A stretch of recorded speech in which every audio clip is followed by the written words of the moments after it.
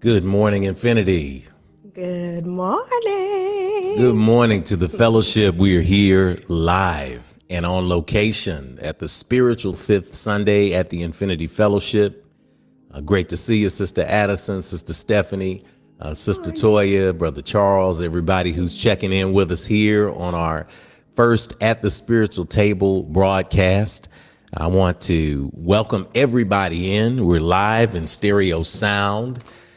And I want to say good morning for those of you who are watching live and the replay. Brother Tony, good to see you. Good to hear you in the space today. I'm excited to welcome all of you back to the most exciting spiritual community on the planet. For those of you who are first timers, we're going to welcome you in a few minutes. But you have squarely landed today back into the core of consciousness and the apex of authenticity. Infinity, for those of you who know, we know that we are the fastest growing, independent, interspiritual community in the United States.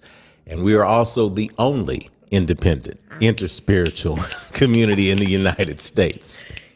So we get to corner the market on that. We're a space of growth. We're a space of love. We're a space of affirmation. We don't just tolerate people at Infinity. We affirm you.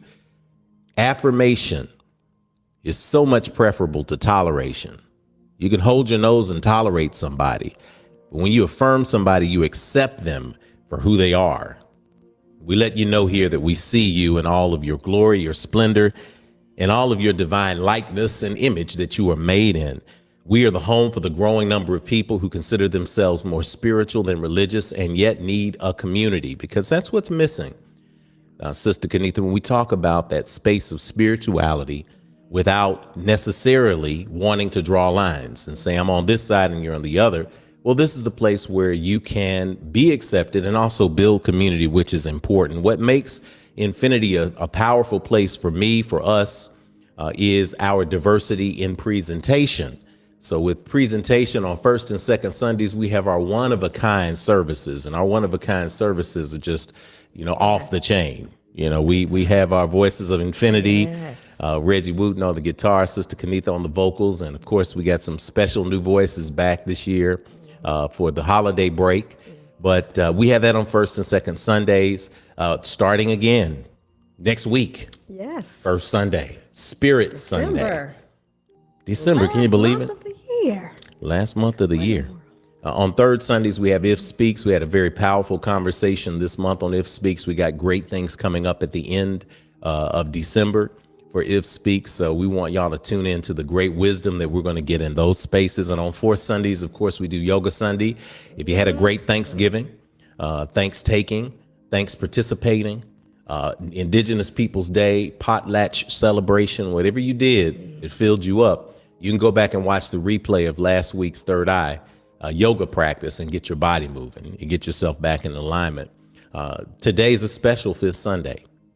We have a rare fifth Sunday, and at Infinity, we do something special every fifth Sunday. So we decided today that we're going to have a spiritual table talk with you all, and we're going to share in that delightful energy. In between this, we're doing the work. We're going to build these houses. We're going to continue to build houses for those that are underserved. We're going to continue to feed people. We're going to continue to clothe people. We're going to continue to provide community for those who feel as if they are outcasts and misfits. And we're going to continue to reach down into the depths of our soul and put spirituality into action, because that's what people need.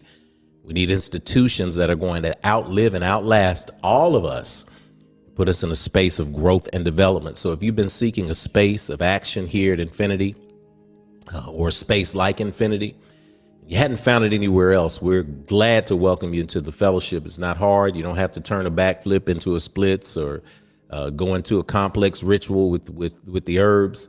You just say, I want to be a part. We make you a part. We give you an orientation. If you are on your email and you want to be a part of this afternoon's orientation, by all means, send us an email to infinitynashville@gmail.com or instant message us or DM us on Facebook gracefully, and we'll send you that Zoom link for today at 1 p.m. We speak the affirmative prayer here at Infinity. We call it a PERM, pouring energy into realignment toward manifestation. So if you need a special perm in your life, something to uplift you and speak it into existence right now, you can email us or DM us and just let us know. If there's a way we can lift you, we will continue to lift you. So I invite you to turn within to the space of the God of your acceptance and understanding, as we see Felina and I love Bonnie Boucher. So I love talking to all of y'all. Y'all know who y'all, we know who y'all are. And Shakira and everybody, we just know. And we're glad to see you here today. We're glad to continue to be here for you and with you and to see you all come together in this space. So I invite you to take a deep breath. Exhale to release.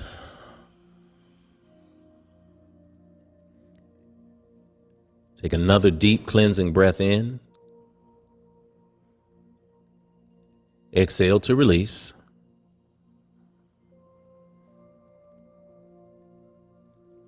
Continue to breathe like this. Allow your eyes to gently close.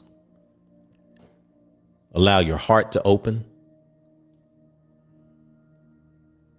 Allow yourself to fall into that meditative space where you focus on that light energy that is the God of your personal acceptance and understanding.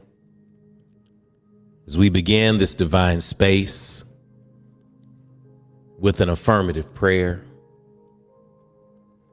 all wise, all knowing God, all loving divine source, you are our mother, you are our father, you are the source of our existence today.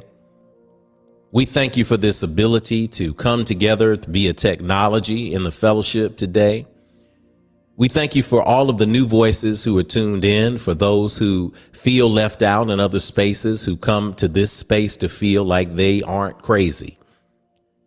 Thank you for the gifts that are represented in this circle today, those who are under the sound of my voice, who are emerging into the world in a whole new, whole bold way.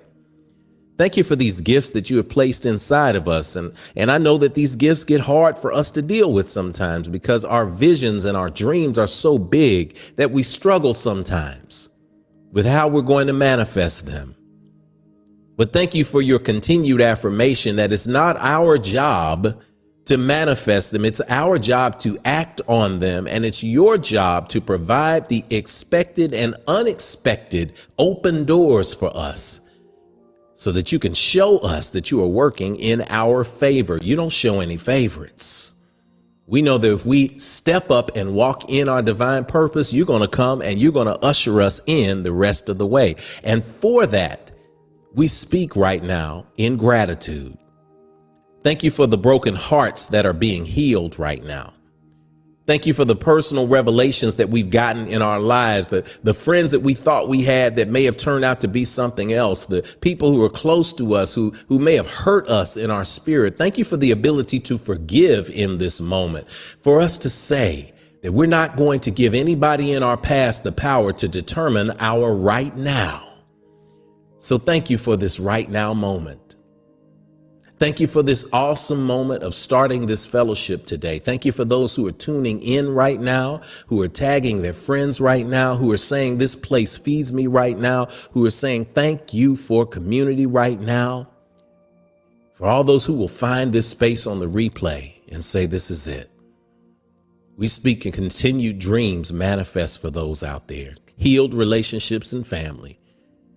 We speak that something is said or shared in today's fellowship, at today's spiritual table, that reminds somebody that they are always loved and covered by you, that there's no space where you are not.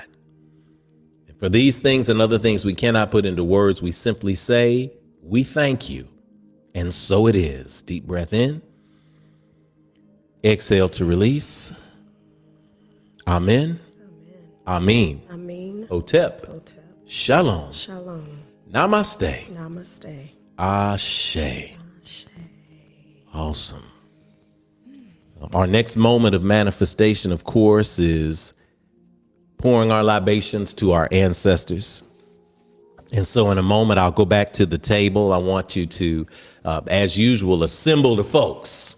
Call in the folks in here. We call on the spirit And then we call on the cosmos, that energy of the ancestors. We go back to our table back there. Our table, ancestral shrine, has our elements, our fire, our water, our air, our earth. It also has the names of people who are relatives of yours, relatives of ours, wherever you are, people who have transitioned into that space of life after life.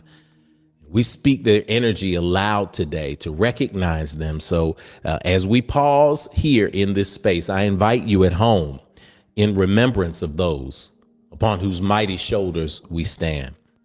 Type the names of those who you want to remember in the box with us as we honor their energy. As we greet you in the name of the known and unknown ancestors upon whose shoulders we stand.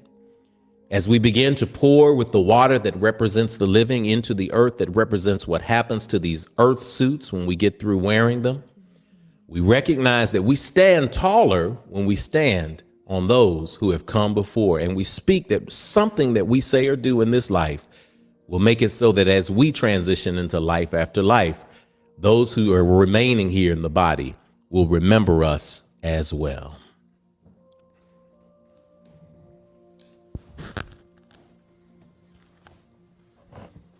And as we make our way to the ancestral shrine,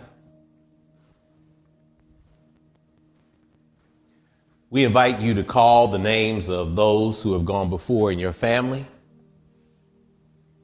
We pour in this space today to the energies of the ancestors of the North, of the South, of the East, and of the West, to those who bled, suffered, died, struggled so that we might have life and have life more abundantly in these bodies.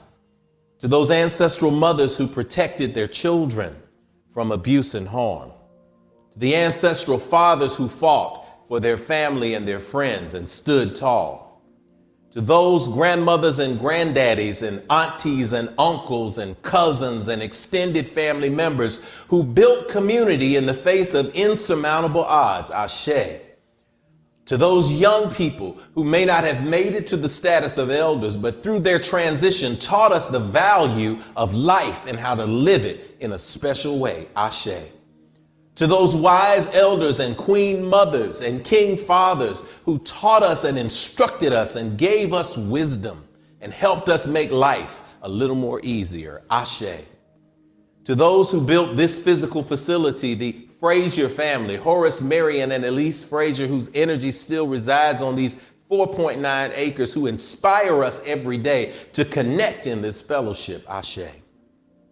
And as we call those names aloud, as we pause in this moment, you can call them aloud at home, you can type them in, but we recognize them in this moment of affirmation.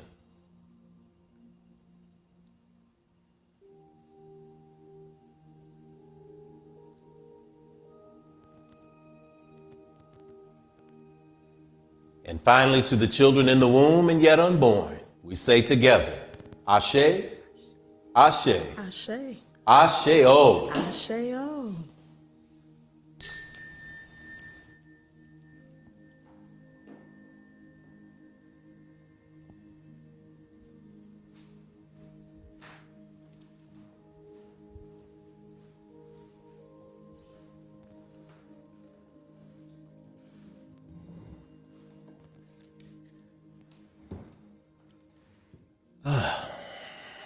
We get to come and say, good morning, infinity. What an awesome time it is to be with you, to be able to say good morning to you as we see everybody popping in. We see Sister Rosetta. We see you again, Sister Addison. We see Angie. We see you in the spot here. We see the names of the ancestors pouring in and the Ford family, the Gardners, Brother Conrad Worrell. Man. Powerful energy. Jake Carruthers, Baba Carruthers coming in, Joy Wright, Darian Moores, Cleonia. Oh, man. Mickey Johnson, Ashley Carey. We just feel the names of those ancestors coming in. James Sir Dude Smith, Sir Dude energy in the atmosphere right now, knowing that we are in this space. Brother Shabazz, seeing the ancestors coming on. JQ, seeing Shannon Smith. Man, Ava Cotton, Prince Fleming. I can't get everybody's names. I came back. I was walking back, Sister Kenitha, from there, and it's just like something paused me on my walk back. That's why the scream was a little long. Something paused me. I felt as if something was flowing through. It was a lot of energy. And, you know, I come back to the screen here at the table and you see the names coming in. Y'all, we are floating on the wings of the ancestors. They are the wind that are lifting us up, because that moment of remembrance, y'all, it generates a powerful attitude. We're going to talk about that when we get to the spirituality conversation today, because that recognition of those who came before is not something strange. It's not something odd. It's something that's very, very powerful and very, very real. So thank you all. The West family, and just seeing everybody that's popping in there and putting that energy in there, and the energy for the Osborns. And oh man, we could go on and on and on and on and on. Love it. Love it. Brother Jeff, good to see you, man. Flying out there. Hey, Jeff. Seeing you flying out there, brother. I call him Flying J. Brother Napier, he took me up in the plane and jumped me out for my 50th birthday. You did. I jumped out that plane. And this is why we weren't streaming at that time. We had a break in streaming back a couple of years ago, because we were all in the other room. We were renovating the space. And I did an entire message on when you jump out of a plane and the energy that comes up when you see all of the pieces fitting together. It's an experience I can't ever say thank you enough for. And we're going to do it again. Trying to get you up there. Well, how about it? Huh? Yes, that's... We're going to get you up there. Yeah. We're going to get you up there. So I'm grateful for that. So we're going to invite you all today, wherever you are, to type in one thing that you're grateful for. We're still going to do our moment of gratitude. We're not going to leave here without doing our good morning to you. And here we say good morning to you. And we invite you in this moment to type one thing that you are grateful for. Because if you can find that space of gratitude where you can say, you know what? Even if it's just getting up this morning, even if it's just making it through, whatever it is, here's one thing I'm grateful for. So I'm challenging you. I'm inviting you. I'm daring you. Type one thing that you're grateful for. We all have something to be grateful for. Yes. And we say good morning to you. Good morning to you. Hey, a good morning to you. A good morning to you. Good morning to you. And we say a da da da da da da da da a da da da da da da.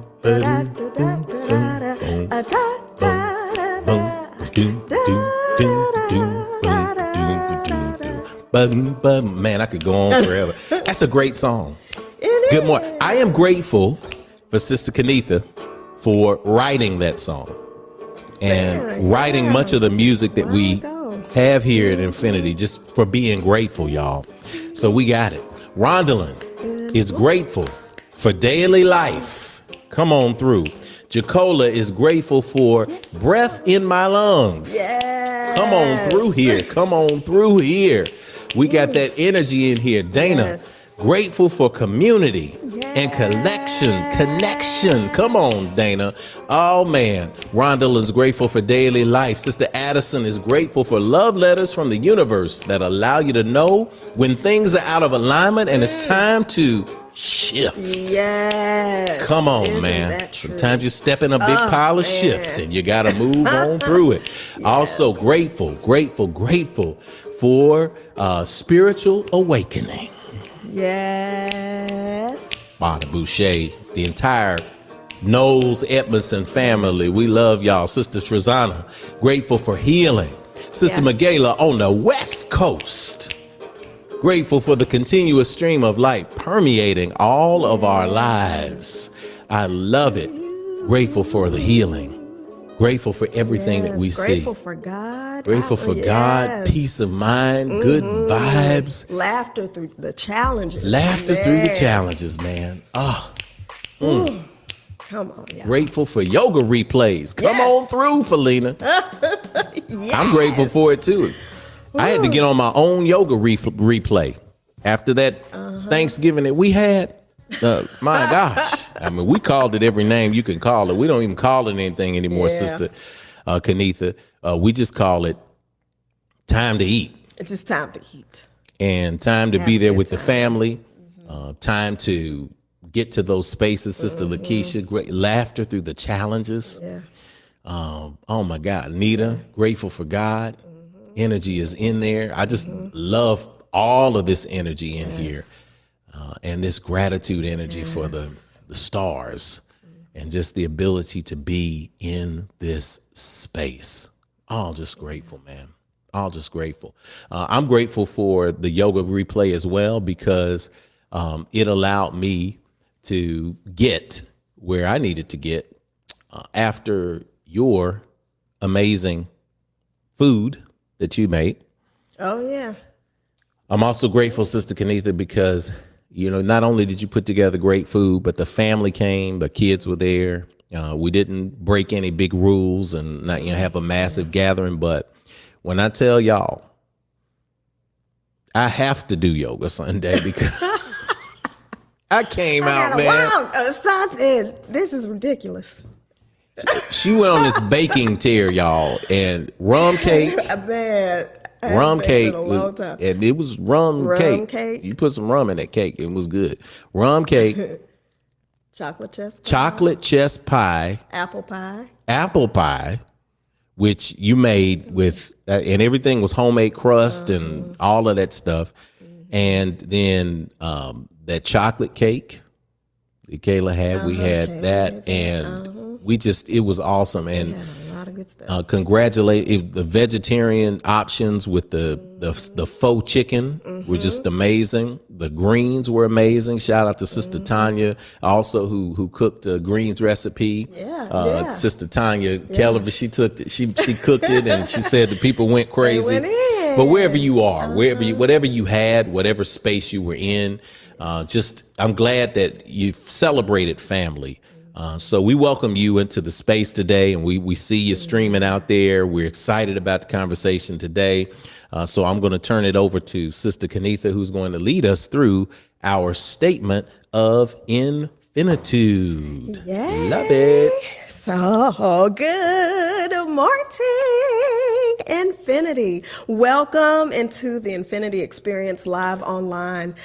You know, I always like to give these two reminders about infinity. One, we don't want to tell you what to call or how to define the God of your own personal acceptance and understanding. That is an intensely personal and beautiful relationship. Here at Infinity, we simply affirm your unique connection.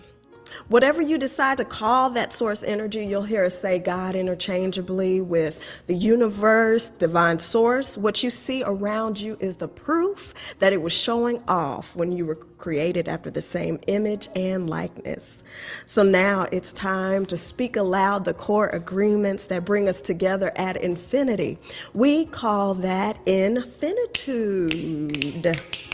Have to get the snap in there. Infinitude is defined in the dictionary as a state or quality of being infinite or having no limit.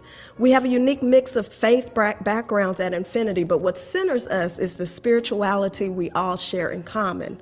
For us, infinitude is defined as infinity with an attitude. Got a snap. And that attitude is gratitude. And the snap you just heard is a spiritual practice that gives us life and meaning. Snap is on our website at myif.org and on the screen as well. The S is for spirituality that transcends religion and connects you to the God of your own personal understanding. The N is for nurturing of ourselves and others, mind, body, and spirit. The A in SNAP is for action, because we take action on our callings and walk in our divine purpose every day. And finally, y'all, the P is for the proof that our spiritual practices manifest fruit in our lives through the building and maintaining of healthy and prosperous families, relationships, careers, and dreams. We are grateful you all are here as unique manifestations of our Creator, the loving, living spirit of our commonality, the divine source of all creation, perceived by many names, yet known by only one energy. Will you please rise or join us? You don't have to rise this time, just join us at home as I lead us in this statement of infinitude, and feel free to read along with us as the Spirit leads you. We agree that we are beings of pure, eternal spirit, birthed from the creative potential of the universe, with all the powers of the Creator inherent within us. We embrace the innate goodness of humankind and an abundant creation that provides for us through the seeds that we plant in our everyday lives. We acknowledge that who we are is housed in a temporary biological organism, and as such, it is our responsibility to take care of it because it will only last for a precious window of time. As we nurture ourselves spiritually, mentally, emotionally, and physically, we commit to provide like acts of nurturing for our fellow brothers and sisters of the world we live in, embracing all regardless of religious faith, skin color, ethnicity, gender, sexual orientation, or socioeconomic background. All are truly welcome at Infinity. We agree and accept that various religions exist as a unique opportunity for humanity to get to know one another through meaningful conversations that seek to explore the core concepts we share in common. It is the application of ancient wisdom, scientific discovery, and spiritual practices, both physical and metaphysical, that will lead us closer together as a human family. We commit to exist now and ever as a beloved community. Let it be so according to the many ancient terms of affirmation. Amen. Amen. Amin. Amen. Hotep. Hotep. Shalom. Shalom. Namaste. Namaste. Ashe. Ashe.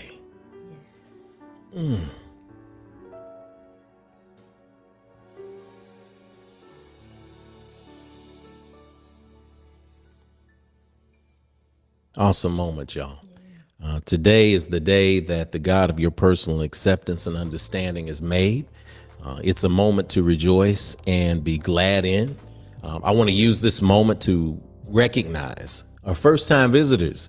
So if you're a first-time visitor, y'all, understand that we have probably, with our streaming device and technology, we've got, I think, about a 20-second delay. So we want to recognize you if you're a first-time visitor to Infinity. If somebody said, hey, I want you to come check this place out. This is a great Sunday gathering for you. This is a church that's not churchy, whatever it might be, wherever you ended up here. If this is your first time, please type in the box at this time, first time, so we could recognize you. And you're going to see that when you type it in the box, everybody else is going to just love on you. It's like when we're here, we ask you to stand up. We don't put you on the spot, but people just fist pound you, throw you love, hands, just all kind of great things. And that's what we do here at Infinity. It's a space where you should feel that you are at home and that you are in a space of peace, of wonderful peace. So as you are embracing that place, we invite you to type in first time. Kimberly, first time here. We love it. Welcome, welcome, welcome. First time. Welcome, first time. Yes. Welcome, first time. We love it. We love to see that energy. Wesley, good to have you. First time. First time. Good to see y'all. We love to have that energy in the space. We love to see you and to know that you are in that space. Today, first time at the spiritual table, but we attended Yoga Sunday last week. Good to have you. Awesome. Yay. So we're back in that space today. We're in that space of love. Send love where we're in that space, y'all. We send that energy. So we want to remind you again of the space of infinity, and that we are here in a wonderful space that is welcoming and that is loving. My name is Jeff Obafemi Carr. I am the Chief Spiritual Officer at Infinity Fellowship and the founder. Next to me is Sister Kanitha Carr, the co-founder of Infinity Fellowship. We like to let you know in this point that we see the real you. We see who you truly are. And you're not just a human being who showed up today to have a spiritual experience, but it's the other way around. You are a spirit who is navigating the human experience just like the rest of us. And so we like to recognize you in that space. And, while we were in the regular space, we're looking forward to getting back to the in-person spaces, to Kenita. Our visitors moment is such a great moment. And you get a chance for the kids to go to the youth power zone, and you can go to the lobby and get you a couple of cups of coffee or tea, something organic. We got all of that here too. A lot of natural eaters here in this space.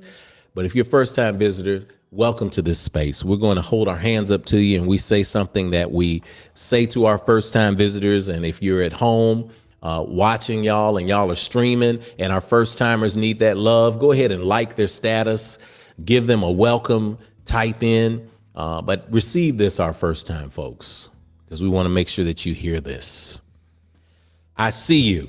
I see you. But you don't hear me, though. But you don't hear me, though. I really see the real you. I really see the real you. I see who you are. I see who you are. You are a divine manifestation. You are a divine manifestation of God's creation. Of God's creation. I see what you are. I see what you are. You are a spirit. You are a spirit. You're more than what's on the outside. You are more than what's on the outside. You're a gift to me. You're a gift to me. And to the entire world. And to the entire world. I see where you are. I see where you are. You're right here on the screen with us. You're right here on the screen with us. Where I can let you know. Where I can let you know. That you are not alone. That you are not alone. I'm with you. I'm with you. And you're at home. And you're at home. I see when you are. I see when you are. You're in the right now, baby. You're in the right now, baby. You are so much more than your yesterday. You're so much more than your yesterday. I see why you are. I see why you are. You're here to learn. You're here to learn. To grow. To grow. To embrace your dreams. To embrace your dreams. And to celebrate your divine destiny. And to celebrate your divine destiny. I know all this. I know all this. Because I'm here to do the same thing. Because I'm here to do the same thing. So we're going to help each other out. So we're going to help each other out. All right? All right. I know the real you. I know the real you. And I see you shining today. And I see you shining today. So welcome home. So welcome home. Welcome to infinity. Welcome to infinity. Asheo.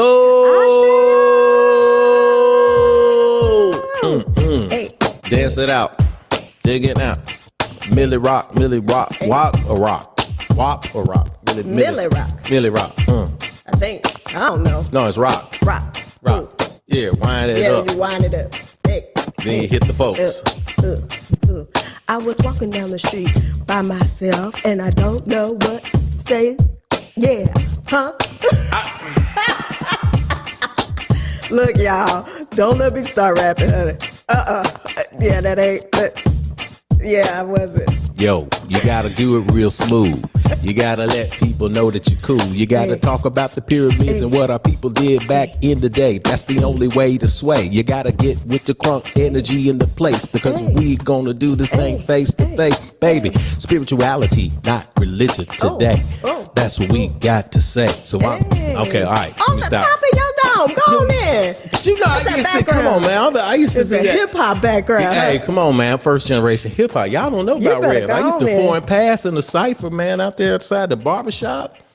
Y'all been out now. You better go on in. Y'all better talk about the first spoken word album in the 90s. How black can I be? Y'all better go somewhere with that. Yeah, that's black stuff. Not my ministry right there. 1998, baby. Yeah. We're going to get it back on the market. We do. We need to. A little bit of my background back in the day coming out. But you know what? Hey, it's all good. I love it. Every now and then we get it going. I tell you what, when the band was back, when everybody's in the big flow, we're just going to go on and do that thing. We're going to have a good time with it. Yes. Let's carry that energy, y'all, into the space of abundance and action. That is the space of giving that we have here at Infinity. We love the space of giving because it is a time for us to come together. People say, well, how is this community? How is it so awesome? And how are we in this space where so many people are being changed? It's because in addition to learning, in addition to studying, in addition to going out and practicing those 4 principles of spirituality, nurturing, action, and proof, you see the proof because we're also givers. And we recognize that freedom ain't free. And I love it because we exist as a fellowship. because we recognize that giving completes the divine and ancient cycle of receiving. We receive a livelihood, food, shelter, divine purpose, and so much more. We continually receive the good from the Creator, from the ancestors, and so we give back financially through our tithes and our offerings in reciprocity, respect, and responsibility. I love tithing. Tithing is the process. For those of you who hear that word and you're like, what are they talking about with this tithing thing? It's an ancient process. It's where I take just 10% of what I receive and I pour it back into this space where I receive my spiritual food. It is a spiritual practice that is the great equalizer. Sister Kenitha, we know about that. I want to make sure I have my phone because I like to give during the moment when everybody else gives too. I like to do my Cash App during this time. And I really rush when I get an opportunity. I try to do it immediately, but I like to give corporately on Sundays with everybody else because it's a powerful vibration on Sunday to give. When you get that, whatever it is the universe gives you, when I get $1,000, if you got $1,000 this week and you're giving $100, that's 10%. But guess what? The reason why tithing is a great equalizer is if you receive $10 this week and you gave $1, it's the same power. It's the same energy. It's the same intent.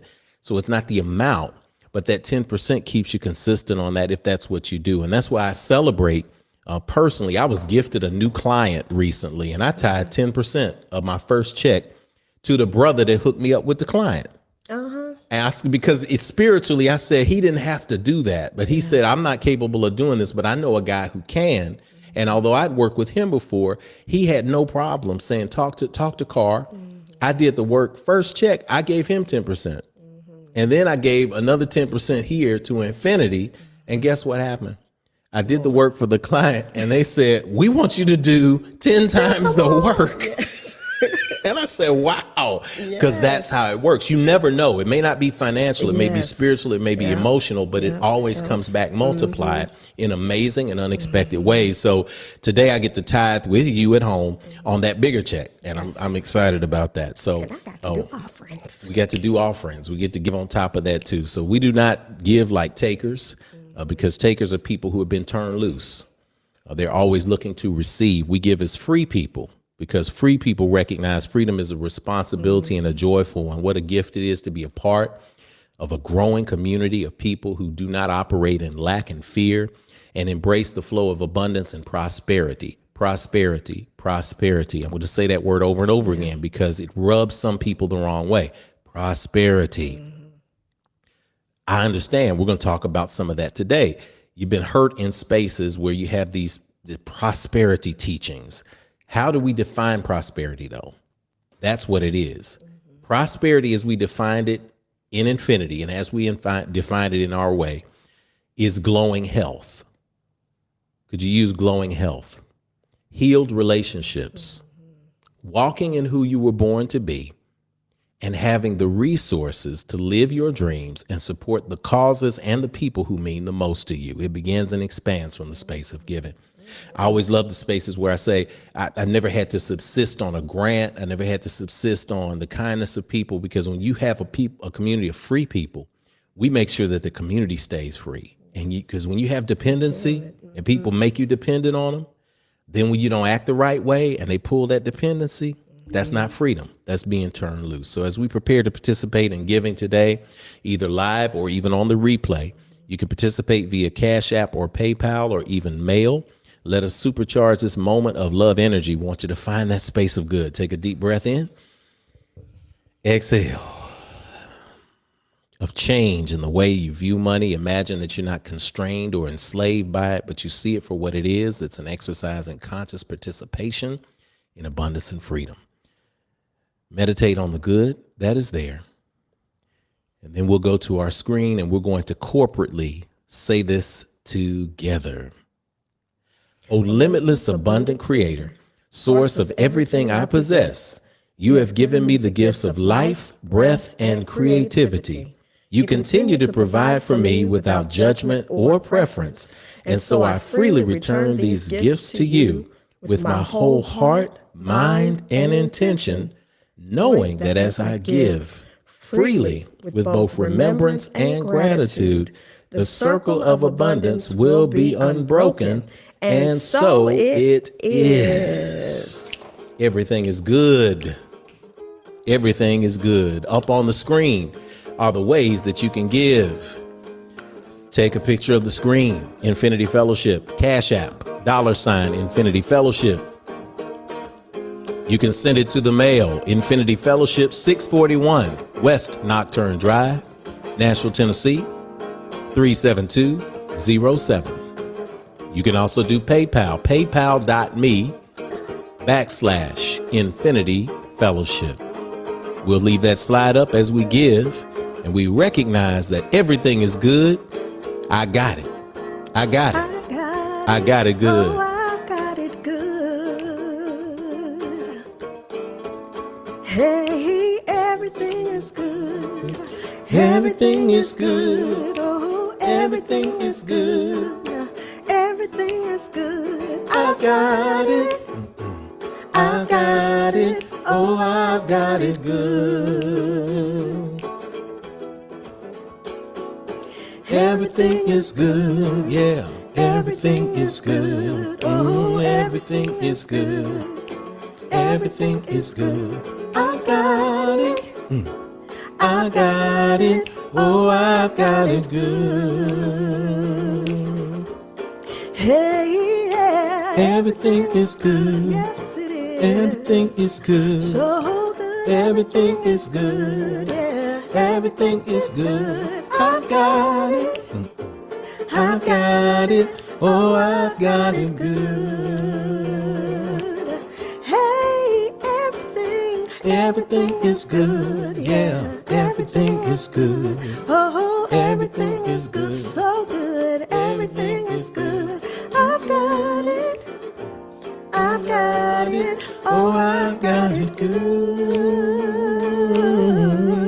I've got it. I've got it. I've got it. Oh, I've got it good. I've got it. I've got it. I've got it. Hey, I've got it. Oh, I've got it good.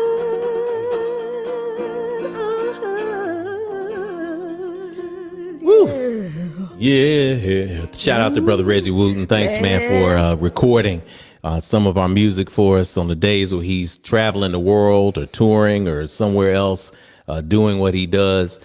He still allows us to have his essence and energy in the place by giving us some guitar tracks of him playing live. And it just makes you feel like you're right back there with him. Yes. So to Brother Reggie and to everybody there, to our cousins in Ohio, to everybody in the UK, everybody in Belgium, everybody in Latvia, everybody in North Carolina, everybody in Maryland, Silver Springs, everybody in Florida, North Carolina, California, Ohio, I said Ohio, Kentucky, everybody from wherever you are streaming in from, because it's that space, and we love to see you. We love to have you around, and we love to have you in this great space. Even Dixon, and we got some people in Chattanooga and Memphis. Gosh, man, All over. all over, All over the place. people all over the world.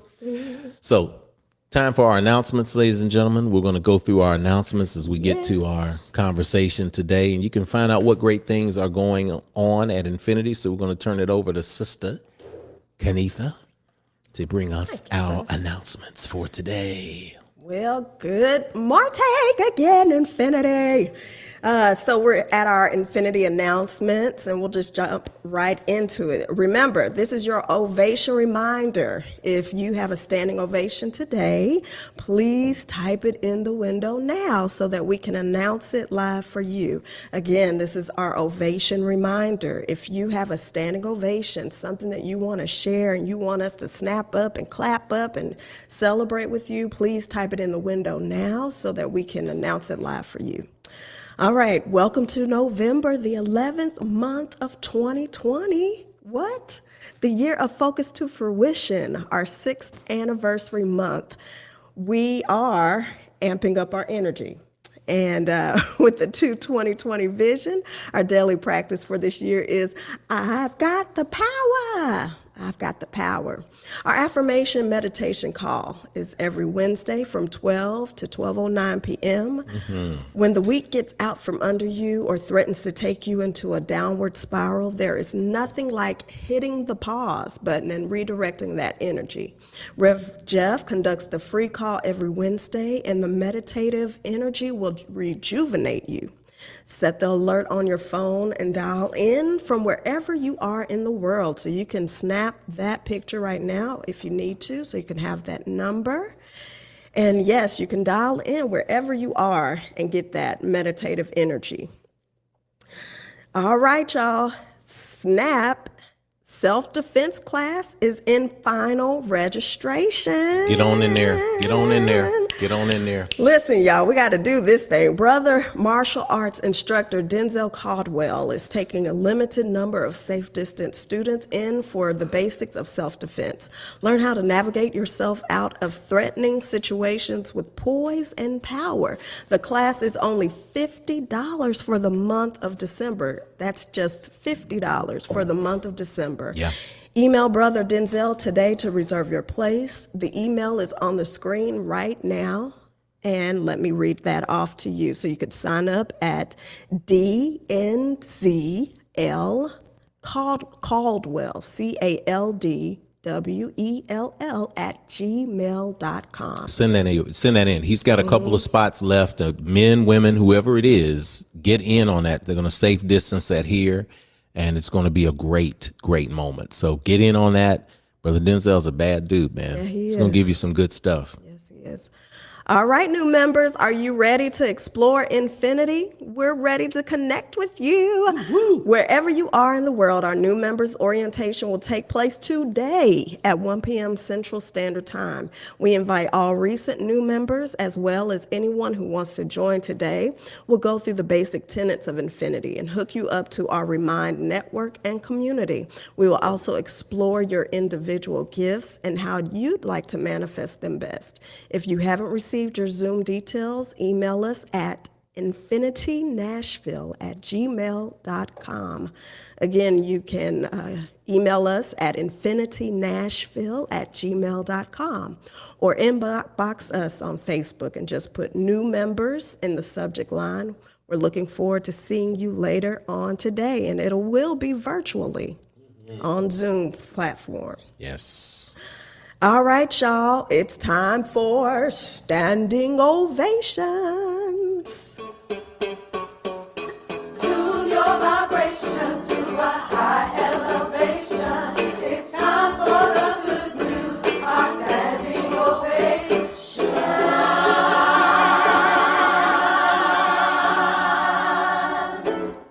All right, y'all. Yes.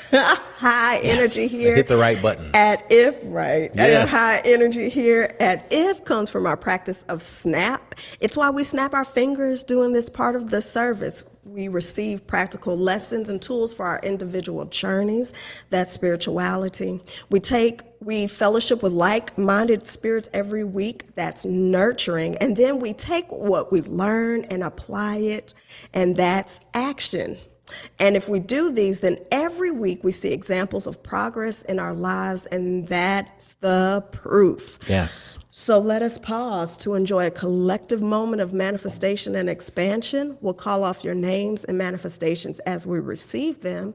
And when your name is called, we will snap our fingers to celebrate and affirm you, and then provide a collective standing ovation at the end. Yes. All right. So y'all, y'all know how we do it. We're normally up on Sundays. When we do standing ovations, first, second, and third Sundays, we literally get up and run around and we get the tambourine and shake it out, because it's important for us to affirm when something good happens for somebody. So when something good, we always want to affirm when people, something bad happens. We get around and we want to talk about it and want to amplify the negativity. But when you get to a space where you can celebrate other people and you can celebrate yourselves, great things happen. So again, we're on about a 20-second delay. So if you have something that comes up that's a standing ovation for you that we can celebrate, type it into the box so we can act crazy for you. We'll even give you some sound effects. Oh, If I can figure it out. can you figure it? Standing ovation, baby. Oh, Yeah. yes. Woo! I'll take it. Take it wherever I can get it. That's what we got it. That's what we'll take. Our first standing ovation is from Sister Addison. Love it. That energy is there. Addison Dion Photography has been aligned with some winter holiday mini photo sessions. December 5th, there will be sessions available in Madison, Tennessee. Photos for only $50 for your holiday card ready photos. Y'all hit up Sister Addison on Facebook for that because she's doing that photo family stuff. Yes. Yeah, we're going to snap for you. Snap for that manifestation there. Yes. All right, Rondalyn. Sister Rondalyn. Got it. My daughter celebrated her 35th birthday after a 4-day stay in the ICU 2 weeks before. Thankful for life. Come on through. Yes. Love it. Man. Celebrating the anniversary of being in this space and after being in the ICU. What a story of victory. What a moment. What a standing ovation. Wow. 2 weeks, man. And there are people who look at those 2 weeks and say those 2 weeks were the defeat, but no, those 2 weeks were what you were victorious over. And to celebrate the birthday afterwards and to be free from that. We're sending love in that energy there. What an awesome, awesome moment there. So good. We're in there. Send it to you, Ronald. That's great. Standing ovations as they are coming in. We'll see. Standing ovation. I wanted to send a standing ovation to Sister Felina. Got another one here. Yes. Sister Felina, who is always, your progress and expansion happening for you, sister, is just, I would say it's unbelievable, but it's not, because that's what we expect in the world. We expect that great things are going to happen. So Sister Felina's great things and great things will come to pass. She got a song about it. She can make some songs. Expect great things and they will come. Sister Felina, though, received a 91 out of 100 on a major project at school. Oh, my goodness. Woo. When that comes through. When it comes through. And you've worked so hard. I know that. Oh, my goodness. Oh, my goodness. Yes, All right. yes. All right, we're going to Sister Rosetta because she's got some good stuff. She has some great things the last couple of weeks, man. This is great. Celebrating my great niece, Amber, who just turned 15, who played a violin solo at her church, Carver Memorial, Newport News, where my nephew, Brian Wells, is pastor. Come on with the spiritual leaders in the family. Violin solo. Yes. Yes. And see, that's why I can't wait till we come back, because we'll have Fifth Sundays. Usually it was, before we went into COVID, it was always Youth Sunday, you know, and so we would be able to celebrate our kids and to see all the many things that they're doing here too as well. And shout out Sister Carmen Ridley's back from New York, with Sister Carmen Ridley playing the cello solo here, Sister Lauren playing her cello solo, Joshua performing. We just, all of the kids doing spoken word, art, painting, skits, and everything. Not to mention the summer arts program. It's off the chain. But it's important. Congratulations on that. That's a standing ovation, because on Sundays in spaces of community, that's why community is important. Even we talk about religious communities, spiritual communities, hybrids, whatever it might be. It's important because oftentimes this is the space where you get the first opportunity to shine in a loving environment, and you carry that confidence back to the rest of the community. I can say that about my brother, my sister, and I. Kane Avenue Baptist Church coming up, Reverend Albert G. Jones is the first place where we had a role in a show, in a play. First place where we sang a solo. First place where we acted out on the pulpit. First place where we were secretaries and administrators and teachers in Sunday school and Vacation Bible School. That confidence gave us a space. So congratulations for that confidence. Sister BJ, Cunningham, Tennessee, standing ovation to life and the unfolding of life's journey. Yes. We love it. Sister Angie. My daughter Madra was accepted into Alabama A&M University. HBCU. Come on through, girl. Come on through, Madra. I can't believe she's getting so big. I'm like, when did they grow up? When did Madra get to college? It happened so fast. Maybe she was early accepted in middle school. You know, geniuses get accepted like middle school. I think she was homeschooled in middle school. I refused to grow up. I'll tell you that. Oh, that's awesome. Okay, awesome. Okay, y'all. So standing ovations have come in. We are in that space where we're going to give you some donkdom love. So we can scream and holler, and I'm gonna hit the applause button too. Okay. And we're gonna do what we can do to give you the biggest standing ovation you could actually get. If we actually stand though, you're only gonna see you're gonna see a navel ovation. And I don't want you to have a midsection, a navel. I don't want you to have a lower half ovation. We're gonna pretend that we're on the floor and we're standing up. So to those who shared, you sit down. Everybody else, wherever you are, stand up and let them feel that energy as we celebrate the standing ovation. One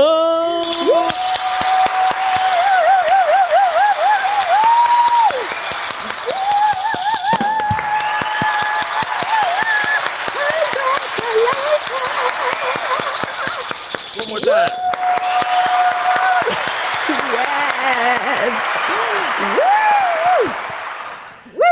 We got some help from some people that time. Yes. And we'll take it. We'll take it. Yeah. So those are the announcements. All right. Ashe. Man, standing ovations. Standing ovation here. All right. So, y'all, we've come to the moment of conversation. I want to make sure I have my notepad around because we're going to start having this space here where we can have this conversation today around what we've been touting. And that space is breaking free. Spiritual rehab. We're doing a little spiritual rehab today, y'all. From making that journey, that transition from the religious space into the space of spirituality, wherever you are from, whatever it might be, we want to make sure that you continue to make that growth space. So we're going to go to today's meditation. As we get into today's conversation, we won't be super long, but we will be super strong. So I encourage you to get a pen, paper, journal, whatever it is that you use to write your notes for your spiritual journey, and then to begin to review those during the week. The aha moments that you have, the revelation moments that you have, they're very important because that's when you're being tapped into. You're tapping in and you're being tapped into. Spirituality, one of the premises and with foundational premises of spirituality is that we have a direct connection to spirit, to source, to God. We have that direct connection there. Because of that direct connection, it's very much like a walkie-talkie. You can press the button and talk. That's called prayer.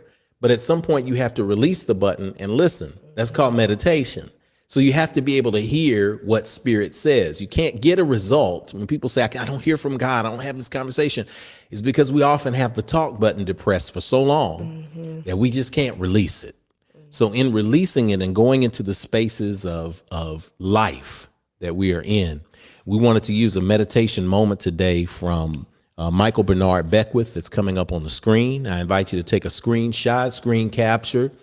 You probably won't be able to write it that fast, but of course you can hit pause on the restream and get it going. Michael Bernard Beckwith said, quote, "Within our core self is an indelible blueprint of unrivaled individuality, the singular being that each of us exists to express. In this three-dimensional movie called Life, there are no stand-ins, body doubles, or understudies. No one can fill in for us by proxy. Realization of this truth alone eliminates the need to imitate, conform, limit, or betray our loyalty to the originality of self. Imagine the relief of removing your carefully crafted masks fashioned by societal forms of conditioning, and instead responding to what comes into your experience directly from your authentic self. One of the first principles to honor in your relationship with yourself is to respect and trust your own inner voice. This form of trust is the way of the heart, the epitome of well-being." End quote. Take a deep breath there. Exhale to release. And as we take in that meditation, the epitome of well-being, that connected space, I want us to meditate around the topic for today, which is on your screen, breaking free, spiritual rehab for religious addiction. We've got Mickey joining and Addison, everybody's tagging people. I love it. We're tagging people. The space is growing.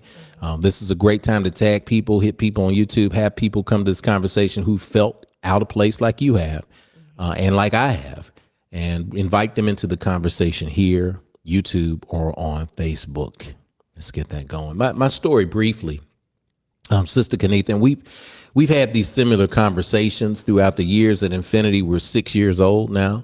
As a manifested space. When we talk about this energy of spirituality, my story is not unlike many people's stories. Raised in a solidly religious home. My mother's side was missionary Baptist. My dad's side was Church of Christ. Very strict environment, more on the Church of Christ side than it was on the Baptist side. But yet and still, we still went to church every Sunday. My dad, who eventually became a deacon in the church, was a very, very astute autodidact. And that is someone who is self-educated. He had a 6th grade education, but was the most brilliant man I knew. Didn't go to church with us coming up. My dad had a yellow chair in the back room. We used to call the back room the back porch. It was, I don't know why, but he didn't really go to church with us coming up, but Mama did. And we got older. He went back to church, became a deacon in the church, but my dad knew the Bible back and forth. He knew Shakespeare back and forth.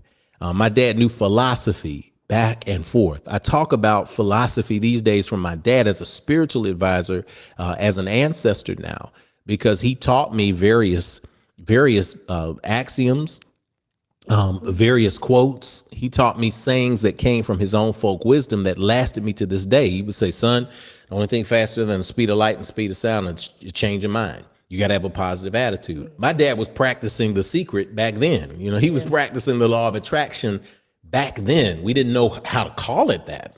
But of course, raised in that environment, then got really disenfranchised in college with traditional religion because there was so much oppression in it. And I couldn't reconcile how we're speaking about a God that is a God of love, and yet there's so much anger. Yeah. And as I was in church, I was teaching Sunday school, I was teaching Vacation Bible School when I was 12 years old. So that's how deep into religious environments I was. When I did get to college, I went through the conversion experience again, having been baptized at 9 years old, went through the baptism by fire, started going through the Holy Ghost moment, Pentecostal energy, was very devout. You know, every time that anybody wanted to do something devout with religion, I was there. And I'm glad looking back that I did go all in, because my experiences were immersion experiences. I didn't sit back and have an academic view of religion or religious experiences. I decided that I was going to go all in and explore. So if I was in a Pentecostal environment, I was there. I was speaking in the tongues. I was feeling the Holy Ghost. I was singing the songs I was led to sing. I was getting my dance on if it was time to get my dance on. One of the great things that I owe to the Holy Ghost experience of me going through that at 19-ish, 20-ish was Lent, the celebration of Lent. And the celebration of Lent at the church that I was attending at the time, they were very restrictive. And church could be very restrictive. Some of y'all know about that. And the space of control is abundant. It's just resplendent. It's just powerful. And so the control of the population or the flock at the time, I was a willful sheep. I was a willing member of a flock. In that space, the flock was instructed that they must fast for 30 days for Lent. And they had to fast on the things that they liked the most. Now, at that time, I had just come off working in the meat department at Mega Market. So I had steak for breakfast, ham for lunch, T-bones for dinner, filet mignon for late night snack. And then on holidays, I had a pot of chitlins. And they told me, well, you got to give up red meat, pork, and sweets. So, oh, Lord, but I'm devoted to the Lord. So I'm going to give this up. And hey, I used to get headaches all the time and had sinus issues. And, you know, I said, oh, man, well, I'll do this for the Lord. And I did it for the Lord. And 30 days went past, and I didn't eat any red meat or pork, and I didn't have any sweets. And I stopped having headaches. I stopped having sinus problems. And during that time, I said, man, I feel so much better. Now, I started studying about diet as a result. And the diet conversation led me to start studying about spirituality. And I started studying about other religions. And I started discovering that people had more in common than they had different. So long story short, I left that religious environment and expanded into a spiritual space. But I kept some of what I learned because it was important. So a year later, I let go of chicken. A year later, I let go of fish. And that was almost 30 years ago. So it's borne fruit in my life, the dietary side of that little wake up moment. I say all that to say that when we're talking about religion, spirituality, and breaking the addiction cycle, we have to recognize that religion as it is taught is one thing. Religion as it was founded is another. We often see that the teachers, the prophets who founded religion, they taught love, they taught togetherness, they taught abundance, they taught all of that, they taught healing.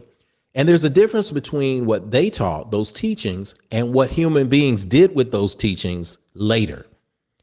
Many times, and in most cases, after hundreds of years after that prophet, that Christ energy, that anointed person who came and revealed these divine secrets of humanity, after they left, the people who were around decided, let's put this together and create some rules, and we will use these rules to control people. Many of you have come out of a space where you no longer want to be controlled.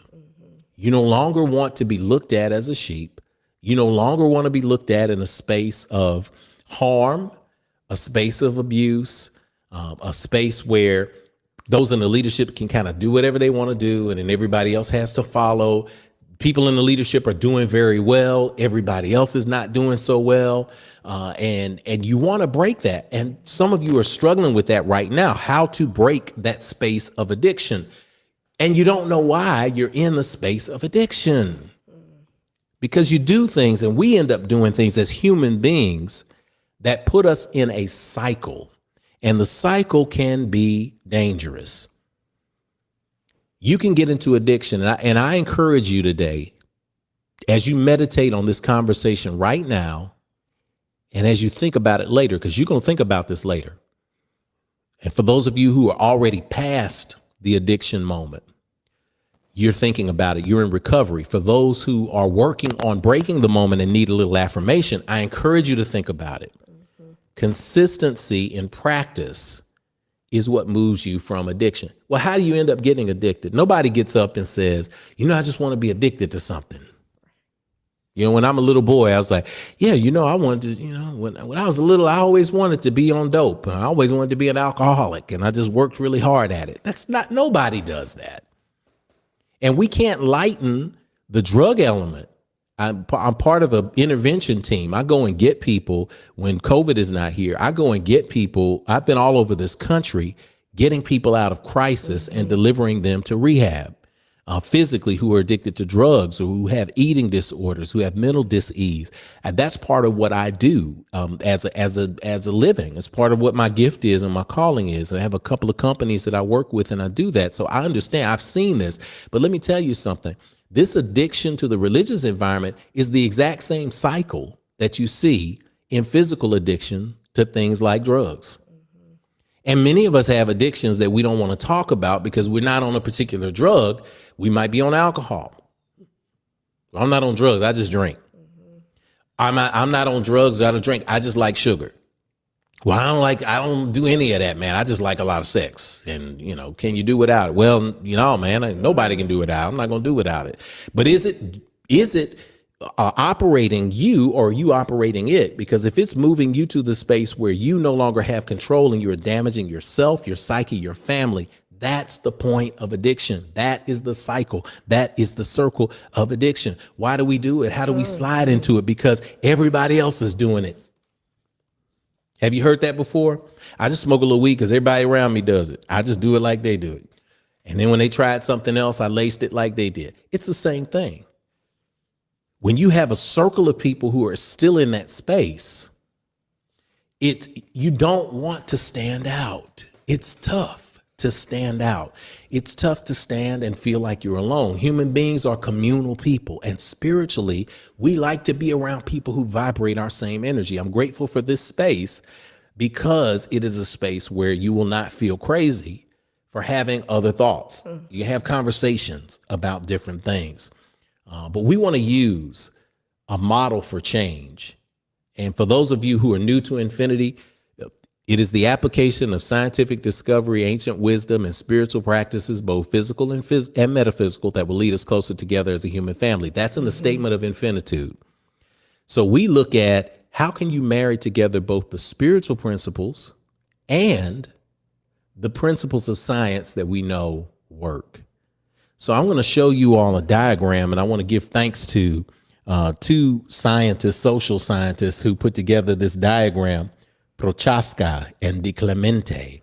That would be James O. Prochaska of the University of Rhode Island and Carlo De Clemente and colleagues. This was a model called the Trans-Theoretical Model of Change. I know some of you are like, man, I came here from spirit stuff. This is kind of cool. You know what? It is cool because we're dealing with behavioral science. And anytime you want to make a change, those of you who want to make a change, I'm giving you every category. Those who are making the change and transition from harsh religious doctrine that made you feel as if you were being condemned and you wanted the love, into a space of spirituality where you see that you are directly connected to God. Those who are wanting to change and embrace their spiritual practices even more that affirm them, and you're trying to make a change. Those who are trying to make a change politically, those who are trying to make a change in your community, all of this relates to change.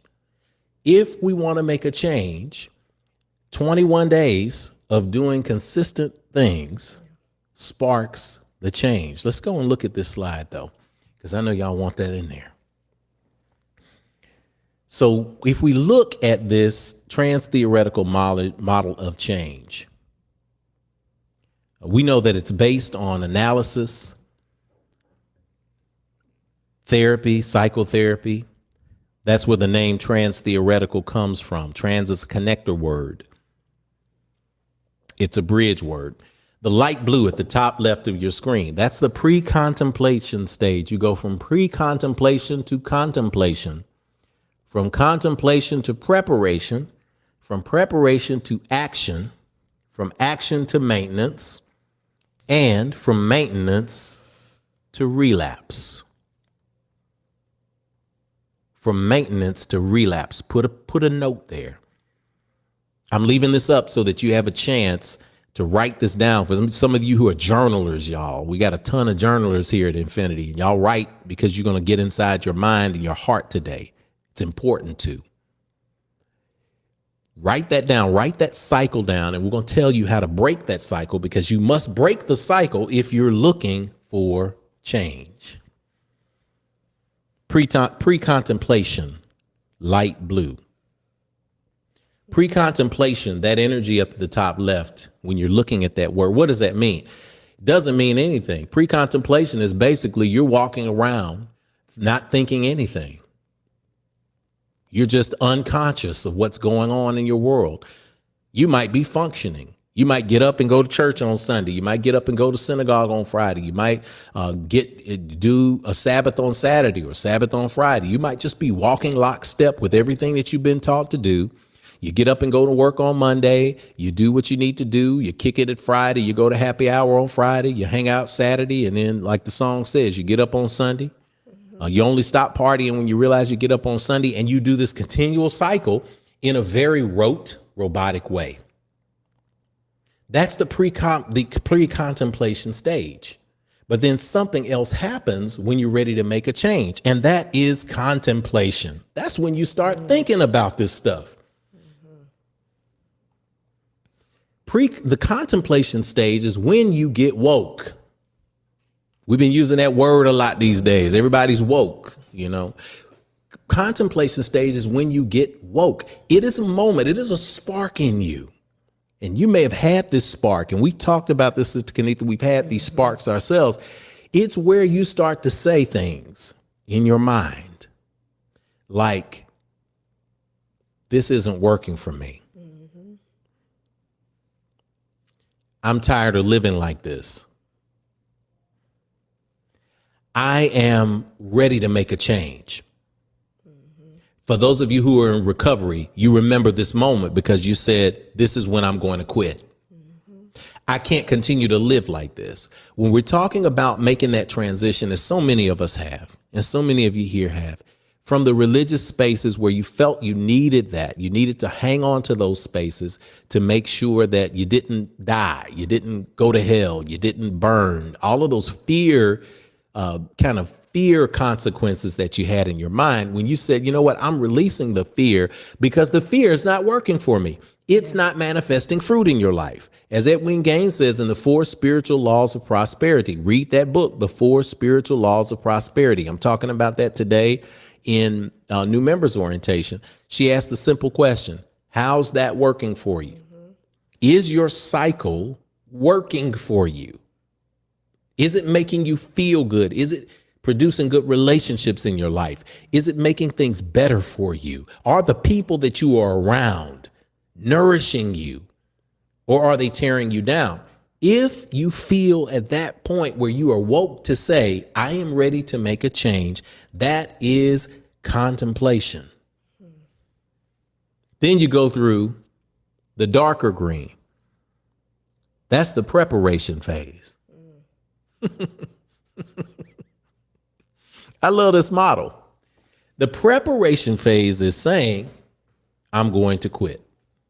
So contemplation, Houston, we have a problem.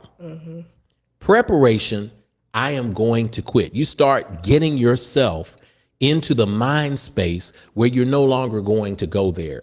For me, and I've tried this a couple of times because I've been in that cycle. Sister Kenitha, I've been in that cycle. I did not like being condemned from the pulpit. I did not like being in spiritual spaces where I was told that something was innately wrong with me on one hand, and yet I was made in the image and likeness of a God and love in the other. God made you who you are. God made you in the shade of skin that you're in. God made you to be oriented toward loving who you love. God made you to be in this wonderful space of purpose on one hand, but on the other hand, something is defective and wrong with you. So the life that you're living right now is really worthless. But one day you're going to have the real life, which is when you die. So in other words, I'm a walking mistake. It just didn't work. And so I had to get woke from that space and say, I'm going to go away. When I decided to make those moves, and for many of us who've had this conversation, to be frank and be real, many of you, when you walked away, it came from a space of being woke in a conscious space. You read the book that told you about the origins and evolutions of religion.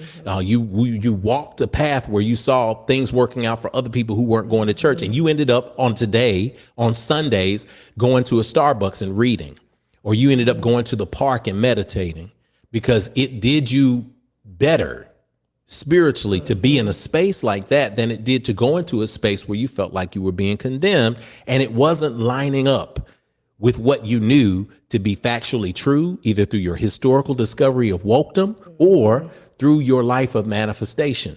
And you looked at people who were in those spaces and their lives were not working out, or they were angry all the time, or they were bitter, or they were always gossiping, or they always tearing people down, or they were never able to finish things. And you said, this doesn't make any sense. And you moved, but you got beyond that. So on Sunday, you were in a space where you were preparing and you made that quit. And you decided then, after you prepared, you set a date. For me, I just stopped going. I missed the community though, because I was used to some things. So I got used to seeing people. I used to being around people, and I had to I was no longer around those spaces. So I started to miss it. But I decided I'm going to move forward. I'm going to find my own path. I'm going to find this direct connection, and I'm going to then go to the light green action, the arrow. I'm going to take action. I'm going to take action. That's that action moment where you say, I quit. I put that cigarette down. I put that dope down. I put that bottle down. I put that drug of addiction down, that feeling good addiction. And look, it was difficult. It was difficult for me to get beyond my religious spaces. Yeah, me too. Me too.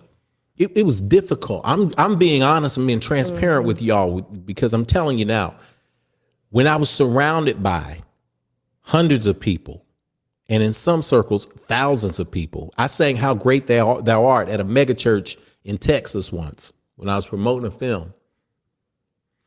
And there must have been 10,000 people in that church. Wow.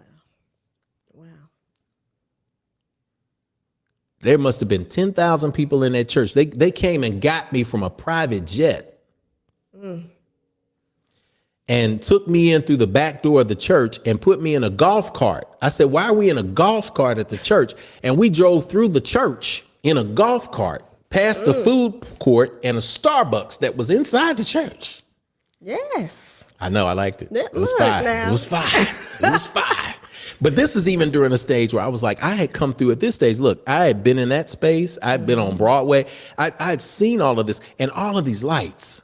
The church had lights, fog machines. It was all of this stuff. And, had this green room that looked like it looked like a hotel suite and all that. I was like, man, I really wasn't feeling it. But with that day when I went in to do that activity and praise and worship, what it was, and I missed that energy because everybody got up and they had a whole orchestra playing. And I was like, oh, the music. The music, the people. I missed the spaces, even when I was practicing, because you all know my story. And if you read my bio online, you know that I practiced Ifa as well. The being around the drums and having the possession come down with Oshun and Ogun, and you have the community of people who are sitting on the floor listening to the Babalawo, and you're getting your Aleke beads and you're doing that. And, you're like there. And it's religious too. It's more spiritually connected in the ancient sense, but it's religious too. And when I moved from that, you miss that when you quit. But you take the action to move beyond and you say there has to be more. And for me, I needed to see progress in my life. That was the judgment.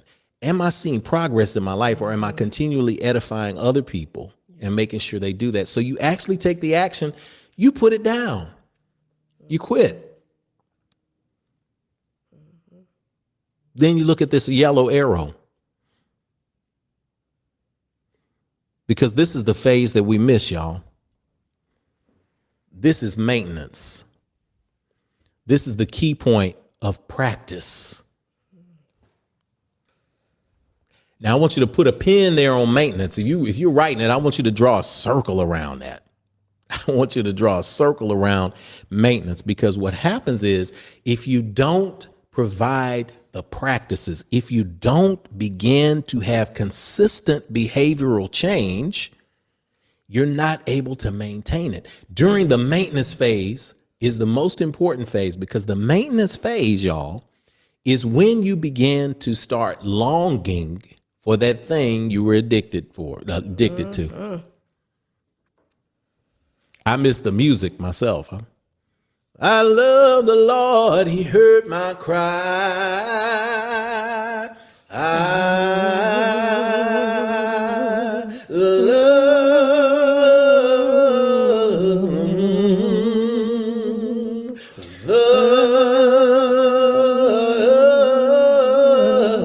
the Lord. And I'll tell you what, I'll get a Dr. Watts here. I'll go in.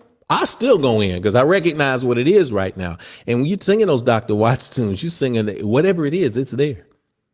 Oh, shumbale, oh, yeah, bale, oh, shumbale, oh, la way, keke, bale, oh, yeah, oh, mama, yeah, oh. I do it all, right? Oshun, mama, Oshun. Oshun is the mother of this town. Mother, oh, mother. Yoruba, right?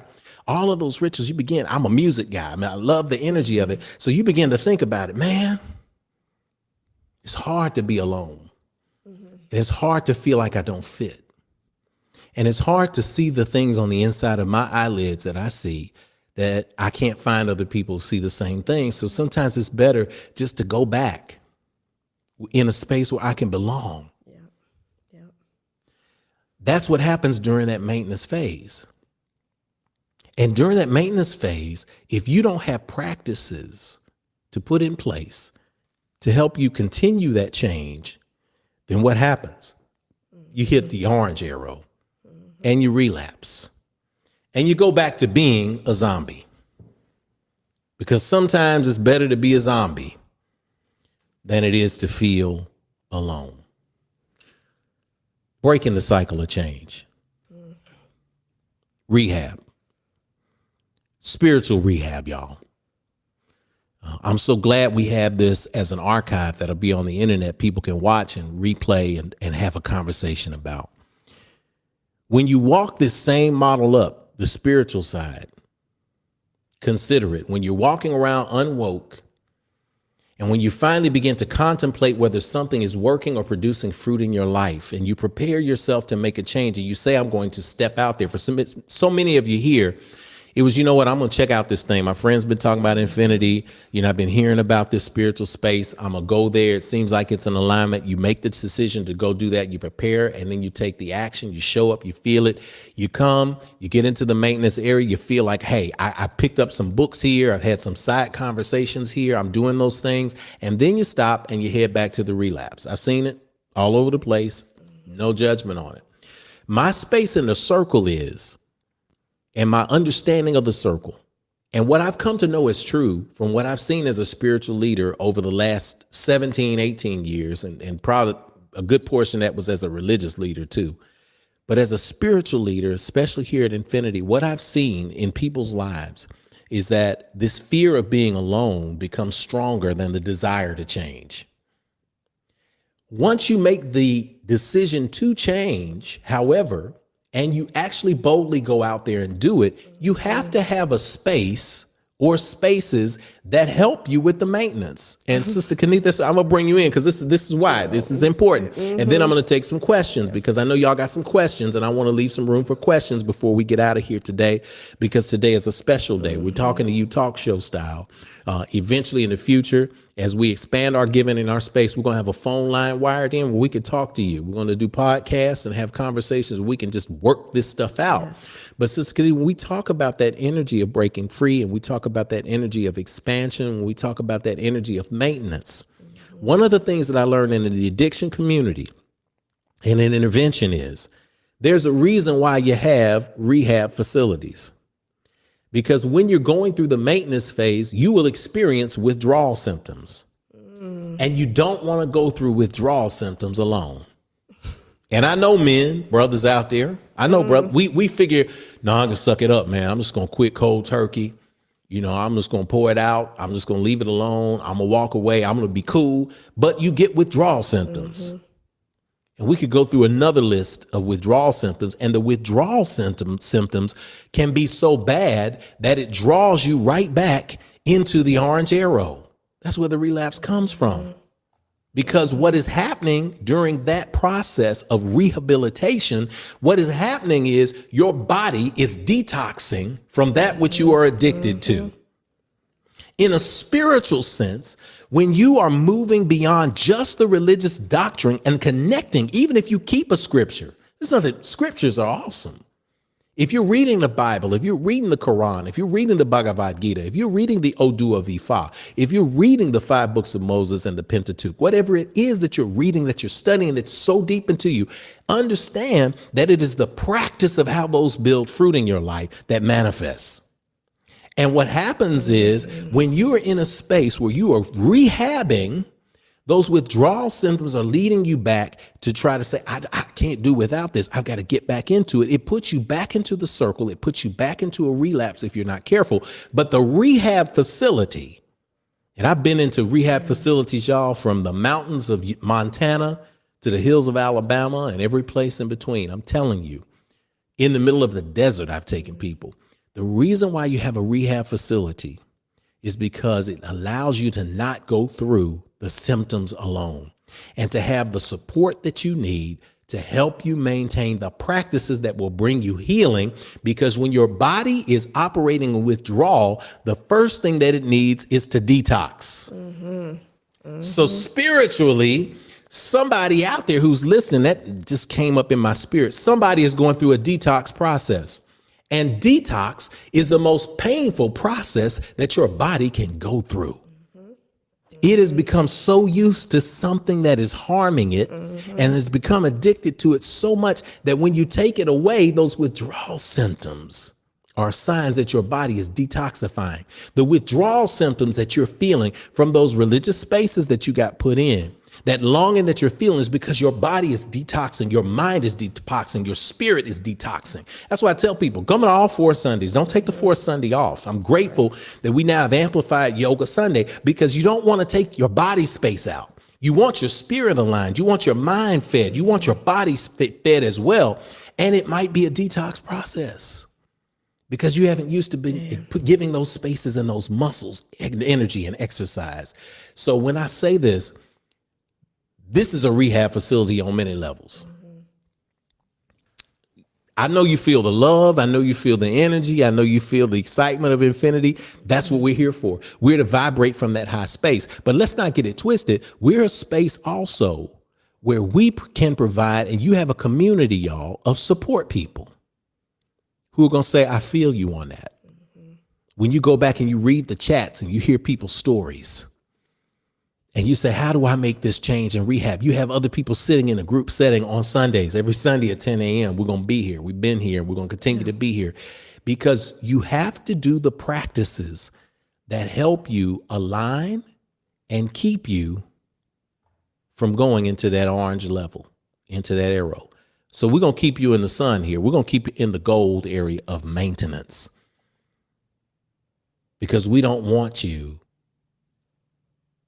to go backwards or back into the cycle. Breaking free is being bold enough to break the cycle.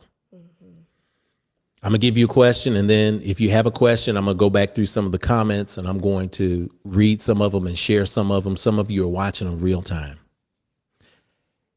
As you are moving toward rehabbing yourself, getting to the practices that are spiritual. Some people ask, what spiritual practices do I need to take on? I can give you a number of them that bear fruit. And if you want to ask a specific question, by all means, take the next couple of minutes to type that in, keeping in mind that it takes about 22 seconds, I think, for it to reach us. So put it into the present so it can reach us in your future, which is our present. Physics, I love it. Here's a spiritual question to break the cycle. I want you to take a deep breath with me. Exhale and release. And repeat this in either aloud or in your mind's eye, or you write this question down. Is fill in the blank bearing fruit in my life? Is whatever you want to fill in the blank, is it bearing fruit in my life? If you want to put the blank before the sentence, put the blank before the sentence, put a line, and you can say that. Is it, put a line and a period or a line and a colon. Is it bearing fruit in my life? We're going to move you today, if you haven't moved from the pre-contemplation stage to that contemplation stage, where you have to now begin to get woke about these things. And if you're ready to get into that cycle right now, you can break the cycle of addiction by embracing what you know. And what you know is already programmed into your DNA, because you're made in the image and likeness of God. Regardless of what religion you claim, regardless of what spiritual system you claim, we can all agree. And I teach on world religions, so I know this. Most religions will agree at that center point of connectivity that we are all made in the image and likeness of God. So that means that we are connected in our DNA to all that is. The ancients called it the concept of gnosis, Gnosis, knowledge or gnosis from the Latin. This understanding that we are connected, everything, we are born with everything that we need in this world right now. We are born with it. Education in the ancient system and the ancient mysteries, for those of you who are my super woke folk, The ancient mysteries' purpose, the education, was to free the soul up from the bodily fetters. In other words, we're born with everything. So the process of gnosis, knowledge, is bringing out that which we already know and bringing that into memory. So you are more than enough right now. Spirit is in you. It's encoded in your DNA. You have a right to go into your own spiritual space. And one of the things that I love about this space on Sundays is you get a space to be in a space where you can have the spiritual journey and you can have the things that we miss. Yeah. That's one of the reasons Infinity was birthed as a vision into this space. Mm-hmm. And I'm very grateful and humbled by that opportunity. I didn't want to do this. That's why I searched so long. I was trying to find somebody to follow. I said, I just want to be a part of a community that's doing great things. And yes, I have the credentials. And yes, I've studied the mysteries. And yes, I have the divinity and spirituality background, but I don't want to do this. And when I reached that point in April of 2014, when I finally stopped fighting it and a series of signs assembled that said, you have to do this, because if you don't do it, this space won't exist. This is not you. This is the vision that is working through you as a vessel. Stop fighting it. I reached that space from pre-contemplation to contemplation. April to October, preparation, action, October, first Sunday in October 2014. And now we in the yellow phase. I refuse to go back to the relapse and give it up as an institution because we've been bearing fruit for people. I love it when there are people who come to Infinity who are doing 20 times better financially than even I am. I love it. That's the kind of system I want to be in because a rising tide lifts all boats. We're not supposed to have just a couple of people at the top making it well and everybody else struggling. We want to all live life and live life more abundantly, as Christ taught. So that's where we go. Is it bearing fruit in my life? Rehab is rehab because you have a staff, you have peers to help you in community. Sister Kenitha, you've been taking notes. I got some people to look up here. Questions and information. What's coming up for you? And then I'm going to go to the screen and see what's coming up for you too. And Sister Kenitha always taps in. Y'all know she always gives that perspective that tends to cover like what 20 people are thinking. That's one of her gifts. I love it. Well, I would say because the energy is, I don't know if you can feel it, but the energy is like, and so it was funny because as you were talking, I'm writing things down and then you were saying it at the same time. One of the things during that maintenance, because I was like not preparing ourselves for the loneliness point, not going into a place of preparation for the fact that you might be alone with a change, especially when it's a dramatic change. There, you may not be able to find a whole bunch of people. So then in the preparation, and when you were saying that's why we have rehab or we have places where you can go or tap into so that it can connect you and keep you connected, because without having that preparation, then it's hard for us to stay in this place of what we're wanting to do. Yes. And those changes that we want to go into. And then the thing that kept hitting me was the fact that when you're going through a major change, and it is difficult because also if your body has been in charge, your thoughts have been in charge for a long time. Yes. You could take the action at first to say, I'm not gonna do this no more. I can't do this, Yes. And your body and your thoughts are not in agreement with it. And then you start seeing that you're out there by yourself and you're trying to figure it out, because what will happen is you'll naturally, for the ease, you'll naturally go on autopilot.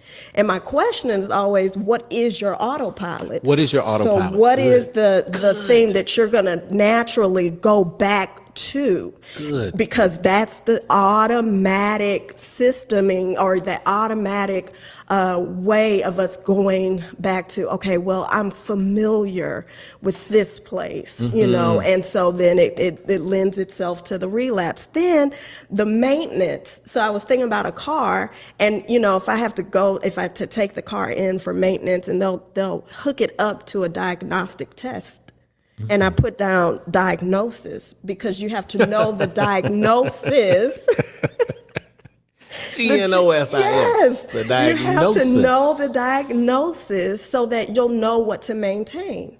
So if you have your good. autopilot has been negative thinking, or you're going back to places where you have, in essence, if you are viewing there's a separation between you and source, or on. there's a separation between you and God, And that's so your it's always autopilot. out, right? And It's that's your always baseline. outside Yeah. of yourself. That's good. It's always outside, and you're never able to think of it being something that's in an inner place, and then you're naturally going to go to an autopilot. So whatever that place is.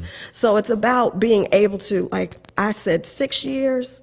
I've been coming to infinity. And people ask, well, or not ask, they'll say, well, you have to be there. No, it's a must that I'm here, because for me to go through spiritual rehab, because it was all That's a good point. I knew. For both of us. Yes. We're getting the food every week like everybody else. This is a part of our maintenance as well. I have to, Yes. because my tendency is to just go back to what's easier. I'll tend myself to just go back to what I'm familiar with. And so when I was making that transition into moving away from religion, having been brought up in it for so long, having my entire circle stripped away because I was doing something totally different, not being able to have something readily accessible, of finding a place I could go to where I could still get the spiritual food and not have to get beaten up for it. So I'm on this journey. Then when infinity happened, every Sunday, even if it was moments where I was like, oh Lord, but I knew I had to do this so that I could get the practice. Now I can look back 6 years later, Yes. and realize that the practice of doing this, just this simple thing of having the consistent reminder every single week, has bared fruit for me to be able to move and to be able to stand on my own legs. Yes. And to understand that I'm never searching for God outside of myself. I'm always looking for what is in, that I already have. The inner being and the connection to that is always there. That's awesome. Yeah. And I mean, it's there. And again, that's part of that maintenance phase. I keep going back so that y'all can keep making a reference to this, right? This is a powerful reference. That yellow arrow, that golden arrow, is the most important stage. When you are in a space of rehab or growing, it's maintenance, because it becomes, if not, you go back to default. Yes. If it's up to me, I'm telling y'all, I'm sleeping in on Sundays. Just so y'all know, infinity, y'all know me. Rev is here. Some of y'all been here all 6 years, and y'all remember when when I would roll up to Actors Bridge, and some of you who really go all the way back, y'all remember Sister Alicia climbing up that ladder. My goodness. That steep ladder to the loft in Actors Bridge to plug in the laptop. And we're setting up folding chairs in that little room. You might get some folding chairs in, and we were packed in there. Y'all remember Coleman Park when I had to roll up with the entire sound system in the back of my little black Mercury and get out and set up in 15 minutes. Screens, had the projector on the floor, had the microphones all wrapped up, did all of that, and then had to break down Bring it back to 10 the minutes house. afterwards and bring it all back to the house. Sometimes I just left it in my car all week, but I didn't want to leave it in my car because I live in the hood. I didn't want anybody to take the sound system for Infinity, for the church. So I said, there it is. But y'all remember those days and those are maintenance. Let me tell you a secret. Sundays for me? No, baby. Sleep in, pick up my New York Times, go to Starbucks or go to a coffee shop, meditate. Yes. My default mechanism over the years was doing that. But I was missing community. Yeah. And as much as I'm an artistic person and can be a loner at times, I was missing that space. So yes, the practice, the discipline of showing up on Sundays has now become my default. If I don't set my alarm, something in my body wakes me up on Sunday. My Friday and my Saturday rituals are set around Sunday now. And so now 6 years later, it's just, this is it. I feel in alignment when I'm here on Sunday. So many of you are feeling that space too. And that's part of that maintenance area that you get. So we want to get some comments in. We got Sister Destiny. Infinity is most definitely a rehab for my family through all levels. Hey, we're here. That's what we're going to do. We're going to get that. We got Sister Addison. I think she's got a question. She's detoxing from a codependent marriage. Let me go to that because there was a question that I want to find. We've got great comments coming in from everybody. Sister Felina used to anticipate the choir singing. A lot of my family are musicians. It's part of it. Yes.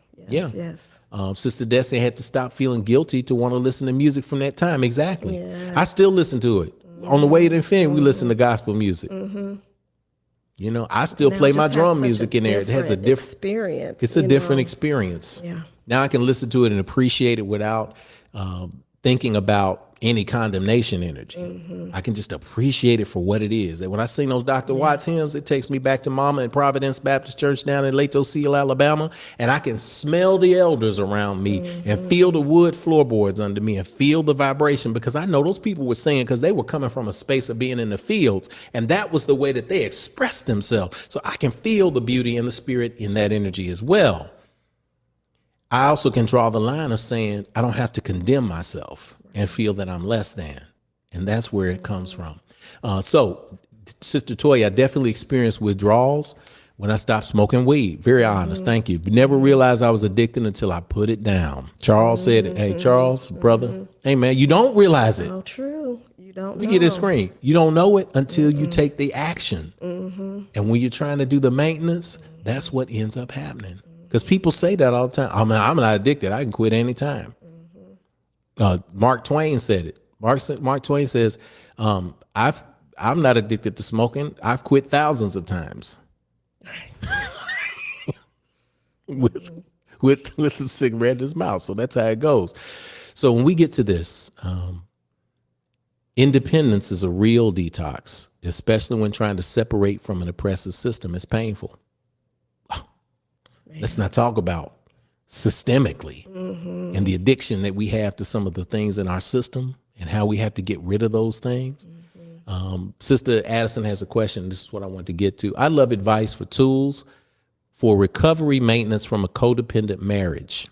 I'm in the preparation action step, but I have felt the absence of comfort in the beginnings of detox. I've been there. Yes. Yep. I've been there. And, you know, those of you know, I've been young father, married before, young, in love, starry-eyed, married, and just felt like life was never going to work out for me again. Thankfully, the universe had something else for me planned, and I was in alignment on that and been happy ever since. Codependency is something that first off, I want to congratulate you for recognizing the codependency. Codependency is when you get into a cycle where it's what you said, the joining together, dependent on each other. We tend to find ourselves in different roles when we're in marriages that become codependent, and we relax into those roles. One person is themselves, the other person shies away. One person is abusive, and we allow the abuse because we do not think we deserve anything else because of our trauma that's in our backgrounds. You see this in people who have family issues that are handed down generationally. They feel like, well, I don't necessarily need a good relationship because I never saw a good relationship coming up. So that becomes your autopilot. That becomes your baseline for relationships. So when you get into it, you don't feel it's normal, but you tell yourself it's normal because this is just what you get used to. So you get used to the codependency. You get used to the patterns. What you have to do is be bold enough to break the pattern. Marriage relationships can be tough. But I'm going to be honest with you and say this. Come on. Y'all can take it or leave it. I'm just going to say what has worked, and I've come to know its truth in my life. I had to sort through my friends and my friend circles after divorce. The people who said, I'm on your side, I said, why are you on my side? Because I don't like her anyway. I had to say, you're not on my side.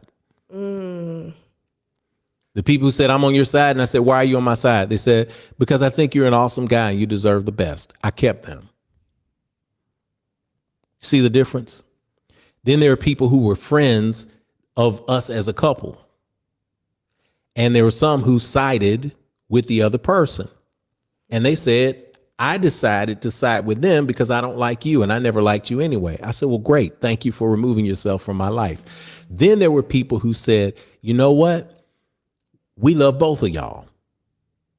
So we don't want to take sides, but we're going to support both of y'all in whatever way allows you to have a healthy life, even if it's apart. I'm still friends with those folks. So begin to sift through the people who will allow you to maintain a space that is healthy for both you and the person you're going through it with. Those are the spaces that will lead you to healing. That's what I've learned. And that's what I've learned to be the practice. You want to learn from a space of amplification of the energy of all people, because guess what? There are some people who are horrible together, but they're so much better apart. Some people are meant to be co-parents. Some people are meant to be friends, and some people are meant to be in relationships. Find that lane that is going to be best for you, and then avoid the behavior when you study that circle that tells you that you're slipping back into relapse. And you'll know you're slipping back into relapse because if you're starting to just feel general loneliness, if you're starting to feel lack, anything that's operating from a vibrational space of lack is a space that's going to catapult you back into the space of relapse. Anything else that you had on this, Sister Nathan? I'm going to look for another comment. Because, well, and I would say even when you say that point of relapse, it's still, again, going back to the place of your inner dialogue and the uncomfortability, and if you're going to be okay with that. And it's tough, like I mean, it's tough because it could even be codependency because I didn't learn that till later with parents, Sure, you can have that with parents. And especially friends. if you've come from a single parent home, there's this dynamic that's very interesting, and sometimes it's very hard to be able to learn the art of making decisions for yourself, and being able to stand on those decisions and understand that you have every right to do what deep down inside is the right thing to do, even if there's chaos and everything else is just going berserk around, but there's that moment where it's like coming to grips with that inner dialogue, and you're like, you know what? No, this really isn't working. It's really not working. And so I'm going to have to just make the change. And thoughts, you're going to just have to go with me on this. I'm going to have to listen to stuff that's going to keep amplifying what I need the most. I'm going to watch things that are only going to amplify what I need the most. I'm only going to talk to people, have conversations about things that are going to amplify what I need the most. That's good. Until my autopilot completely changes on this subject. Yes, and give yourself the grace to know that you are in a process. You might feel like you backslid a little bit, and backslid not in a traditional Western sense, but backslid in your own goals. Give yourself that grace, and then stop being so hard on yourself. Look, I want to say this because Shay had something about Christmas, but I'm going to say this to everybody out there, and I'm going to tell you something that I learned, and it's something I learned from my elders too. Never take advice from people who are unhappy with their lives. True that. That's true. Never take advice from people who are unhappy with their lives. Let it roll off your back, because the only advice people can give you is where they are. If they're in unhappy relationships, if they're in broken relationships, if they don't complete tasks, if they don't have success in the areas of their purpose that they're walking on, why are you taking advantage? Why are you taking advice from them? The only thing they can tell you is how to be a clone like them, to be a clone of them. So consider the source on everything. Consider the source on everything. Sister Shay has the battle that we've had individually and corporately and communally for years. Sister, and I appreciate it, Shay. Battle with the celebration of Christmas holiday and how that looks for me now. Oh man. Oh my goodness. That Christmas gave us a fit, man. That Christmas had me sad. going. I was like an old deacon. Through the years, I keep on toiling. I was going in. Here's what I did years ago for Christmas. This is what I did. Because I'm woke. Mm-hmm. Not only am I woke to understand that the celebration of Christmas is really tied to the Roman Empire and the Nicene Conference and aligning it with the holiday of Saturnalia and the winter solstice, so that you could align the pagan holidays with the so-called non-pagan holidays, since people in Europe and that area, the Upper Middle East, all those areas were celebrating these rituals anyway. So when Rome and Italy began to adopt these holidays, they just simply moved them. We know that literally, historically, Jesus of Nazareth, Galilee, was born more likely in June, in the summer, and according to some scholars, more likely in a cave in Ethiopia than a manger in Bethlehem. All that notwithstanding from the wokedom.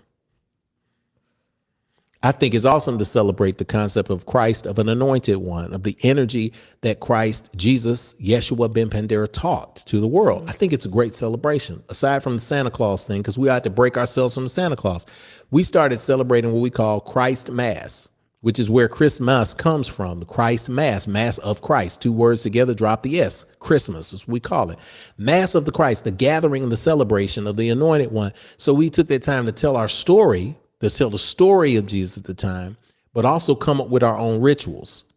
So we decided to have this Christ Mass rituals. Now, it wasn't easy. It wasn't easy. Let me tell y'all, it's not easy. Yeah. Neither is rehab. We talking about spiritual rehab today. You think withdrawal's easy? Not, and because we had 2 different perspectives. So and then ended up having 5 different perspectives, because the kids got to go to school and have teachers look at them and say, "Baby, what did you get for Christmas?" And they're like, "Well, I had a book and we made posters and we did this and we did that." And then for people looking to say, "Oh, you poor child," right? That's peer pressure. That's coming from grown-ups. And that's a struggle that we had to go through. But it was the comfortability, like I like decorating, and so even when we were trying to figure out what was going to work the best for our family, because I remember there were those times of Christmas where it was tough, and I was like, this is not fun, and I understand now. I know what the real stuff is, and it took away, everything that I wanted from it. But it was the feeling, and so we had like fine tune it until we got to a point where we were like, it was Christ Mass. We had to come to a middle ground on it. So we've got the family tree that we do, because me and the girls love still decorating this same tree we have had since we first got married. Yes, it's an old tree that lives in the attic, and we call it. The guys, nobody else wants to decorate it, but. Well, I don't like dragging in an evergreen as a celebration of the Norse god Odin and the celebration that comes with it. I'm so woke. But the reality is also, we named it, we just started calling it a family tree. The Carr family tree. And that thing is raggedy, but it works. This thing is raggedy, but it's nice. It's got lights on it. It's got lights on. And what we do is I have a fishing hat that my brothers in Nubia and Aswan made for me when I was in Egypt, or Kemet, the last time in 2008. And they made a fishing hat for me, and we put that at the top of the family tree. And we'll get pictures or ornaments and write the names of the ancestors on there and put it on there. So guess what? There aren't any rules, really. And it's tougher when you go around family and friends who are all in. But guess what? No judgment. I won't put any judgment on anybody, because people have a right to holidays. But guess what? They might be in the blue area as it relates to holidays, the light blue.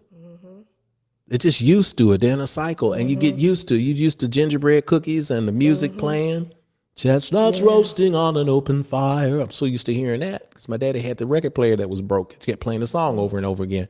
But I love it because it's part of the energy. So now we can just kind of we can enjoy it, but we can also intellectually, and we can also separate the kind of is something wrong with us holiday versus, hey, we love to do our own rituals in our own unique space. So yeah, holidays is a part of that too. But I've come to know that when you find your own groove, eventually people begin to respect that. And it goes just from, because there were times where they were like, what are you doing for Christmas? You'd be like, well, I used to try to explain myself. Yeah.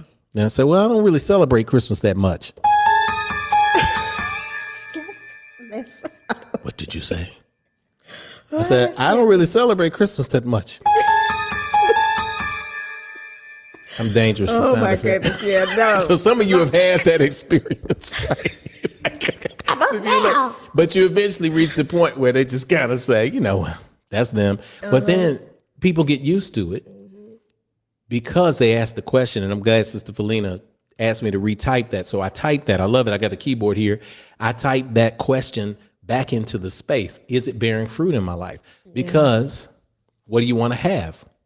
I've been in relationships. I've dated folks where their family was, it was a heck of a dynamic, man. You go into a place, all you hear is cussing. All you hear is people throwing stuff. All you hear is people talking about how filthy somebody is and naming every kind of, it's been like crazy. And I'm looking at it like, this is strange because we're supposed to be here for a holiday celebration. But then at the end of the day, for Christmas tree presents, they would all go out and go into debt every year to try to outbuy each other on giving presents to each other, to the point where they would almost fight.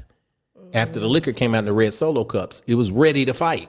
And I said, it was cognitive dissonance. I was like, this is supposed to be a holiday. But guess what? That's when you're in a cycle of, I'm doing this because I'm supposed to, and not because I'm getting meaning from it. And you just and this is quick. This yes, came and up then for we're me, going to wrap because we had think a heck of a day today. It's been an awesome day. And that, if I have to be honest, because it's always looking, back at my life, and I always think about that, and I'm like, when I don't really have great memories of Christmas.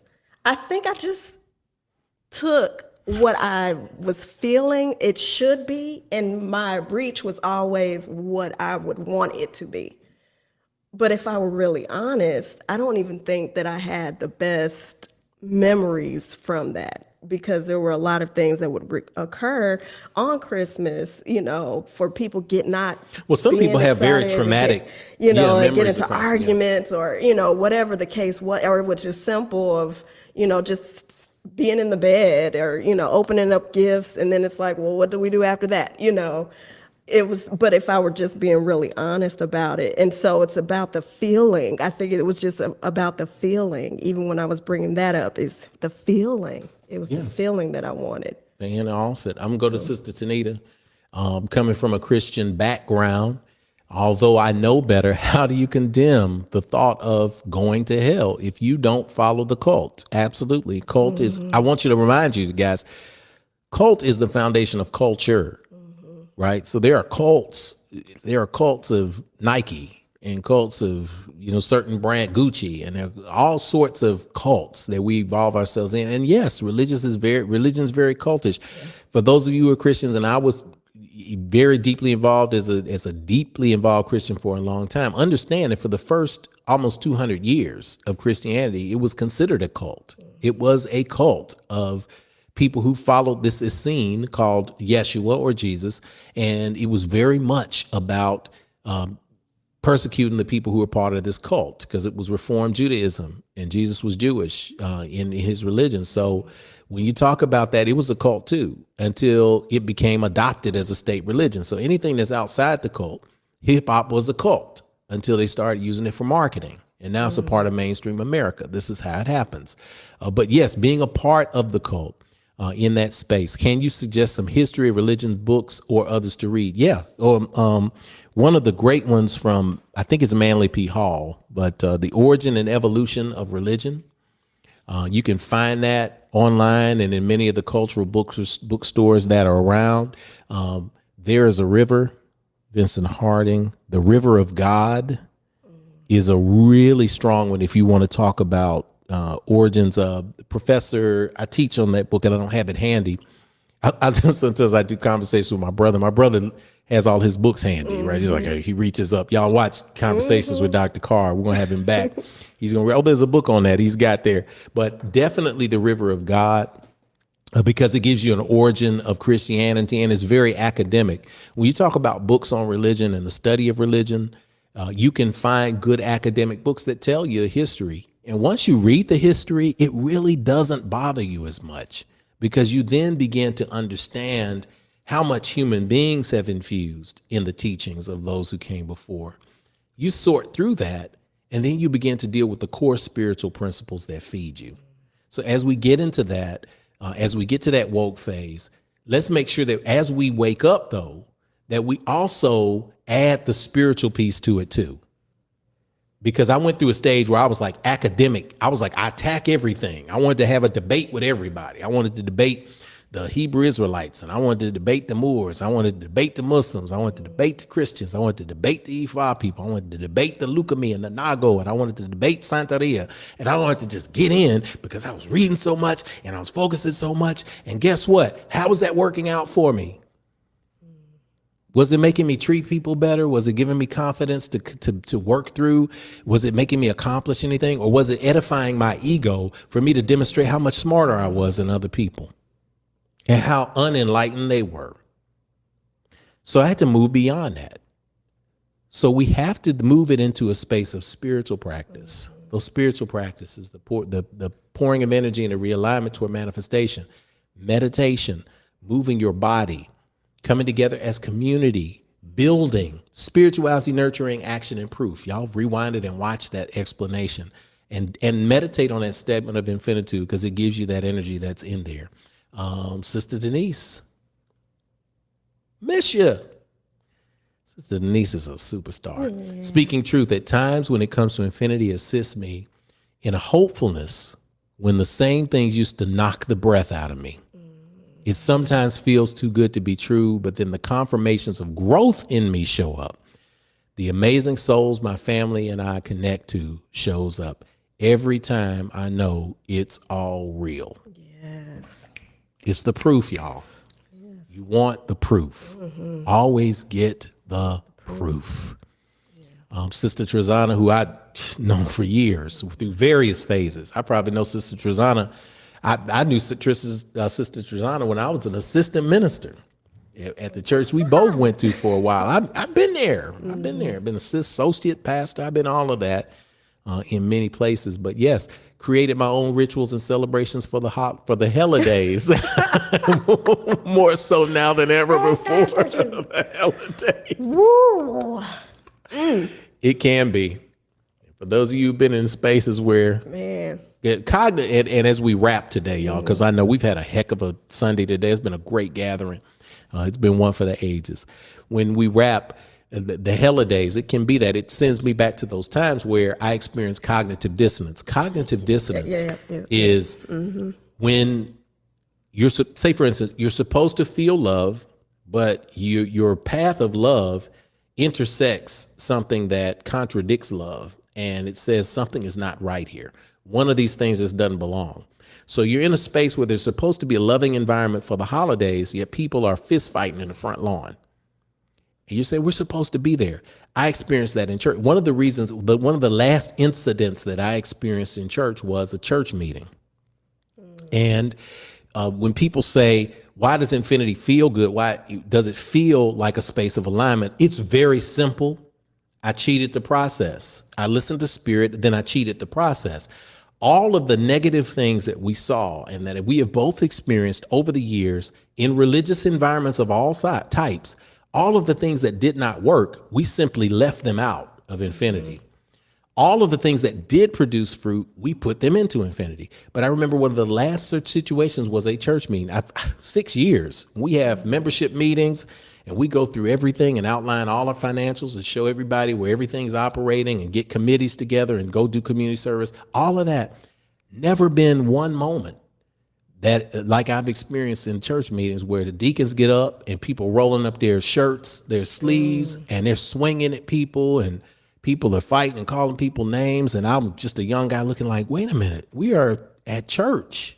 You know, God is love. I'm pointing to the book of Matthew. If you have a problem with somebody, you call them to the side. If that doesn't work, they don't, I don't want to hear that. Blah, blah, blah. Like, so, you know, that's cognitive dissonance. We're not supposed to be doing this in a space of love, but it happens because of human nature. And we reach a point where we decide if we want to stay in that situation or move to a better space. So that's it. I want to make sure I get, if anybody else, good decoration and celebration. Y'all can read those. We listen. Made it home safely from Memphis. Glad to have y'all. Just started to listen a moment ago. I love when you both speak as it connects with me, Sam, so much. Awesome, y'all. Awesome. Thank you for letting us get to that point. Oh, Sister Kenitha. I'm putting that slide up one more time so you can take a picture of it if you need to. That's good. The trans-theoretical model of change. We want you to change. Because change is growth, and if you don't change, you die. We want you to grow. We want you to be in a space where you continue to grow. So the words that have been shared today, the energy that has been shared today, the energy that has come into this space today through you, through spirit, through all of us, it's a very powerful energy that we want to speak as something that is going to bear fruit in your life today, y'all. We want to speak that you are breaking the cycles, that you are breaking those spaces that do not bring you fruit. That question, how's it working for you? Is it bearing fruit in my life? Take a deep breath in with me as we begin to move from this space by sealing it up with pouring that energy back into a alignment for manifestation. Exhale to release. Allow your eyes to close, heads to bow, hearts to open. God, we thank you in this space. We know that you're known by many names. People perceive you to be from so many different spaces, and yet we know in our hearts that there is one energy, one beautiful energy, one powerful energy, one all-consuming energy, and that is the living, loving energy of our commonality today. Thank you for this service today. Thank you for those who stayed with us in this moment to work through this space of spiritual rehab. Thank you for the people who got on to say, you know what, let me see what this crazy stuff is about. But it started to make sense to them. Thank you for those whose faith has been strengthened, those whose faith has been challenged, those whose knowledge and practices have been uplifted and affirmed. Thank you for the healing that is now moving through this space today. Thanks for those who felt it, who have been feeling alone, who came into the space today and said, you know what, I don't feel it anymore.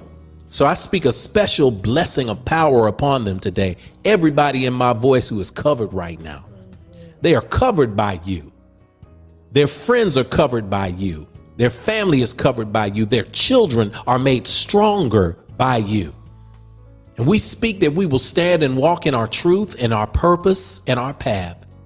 And that this community will continue to provide that space for those who no longer have to feel alone, that we will amplify that energy in this space, free from the shackles of religious spaces that would keep us locked down and keep us separated as a people that came from you. We're all together in this thing, and we're excited to be together in this thing.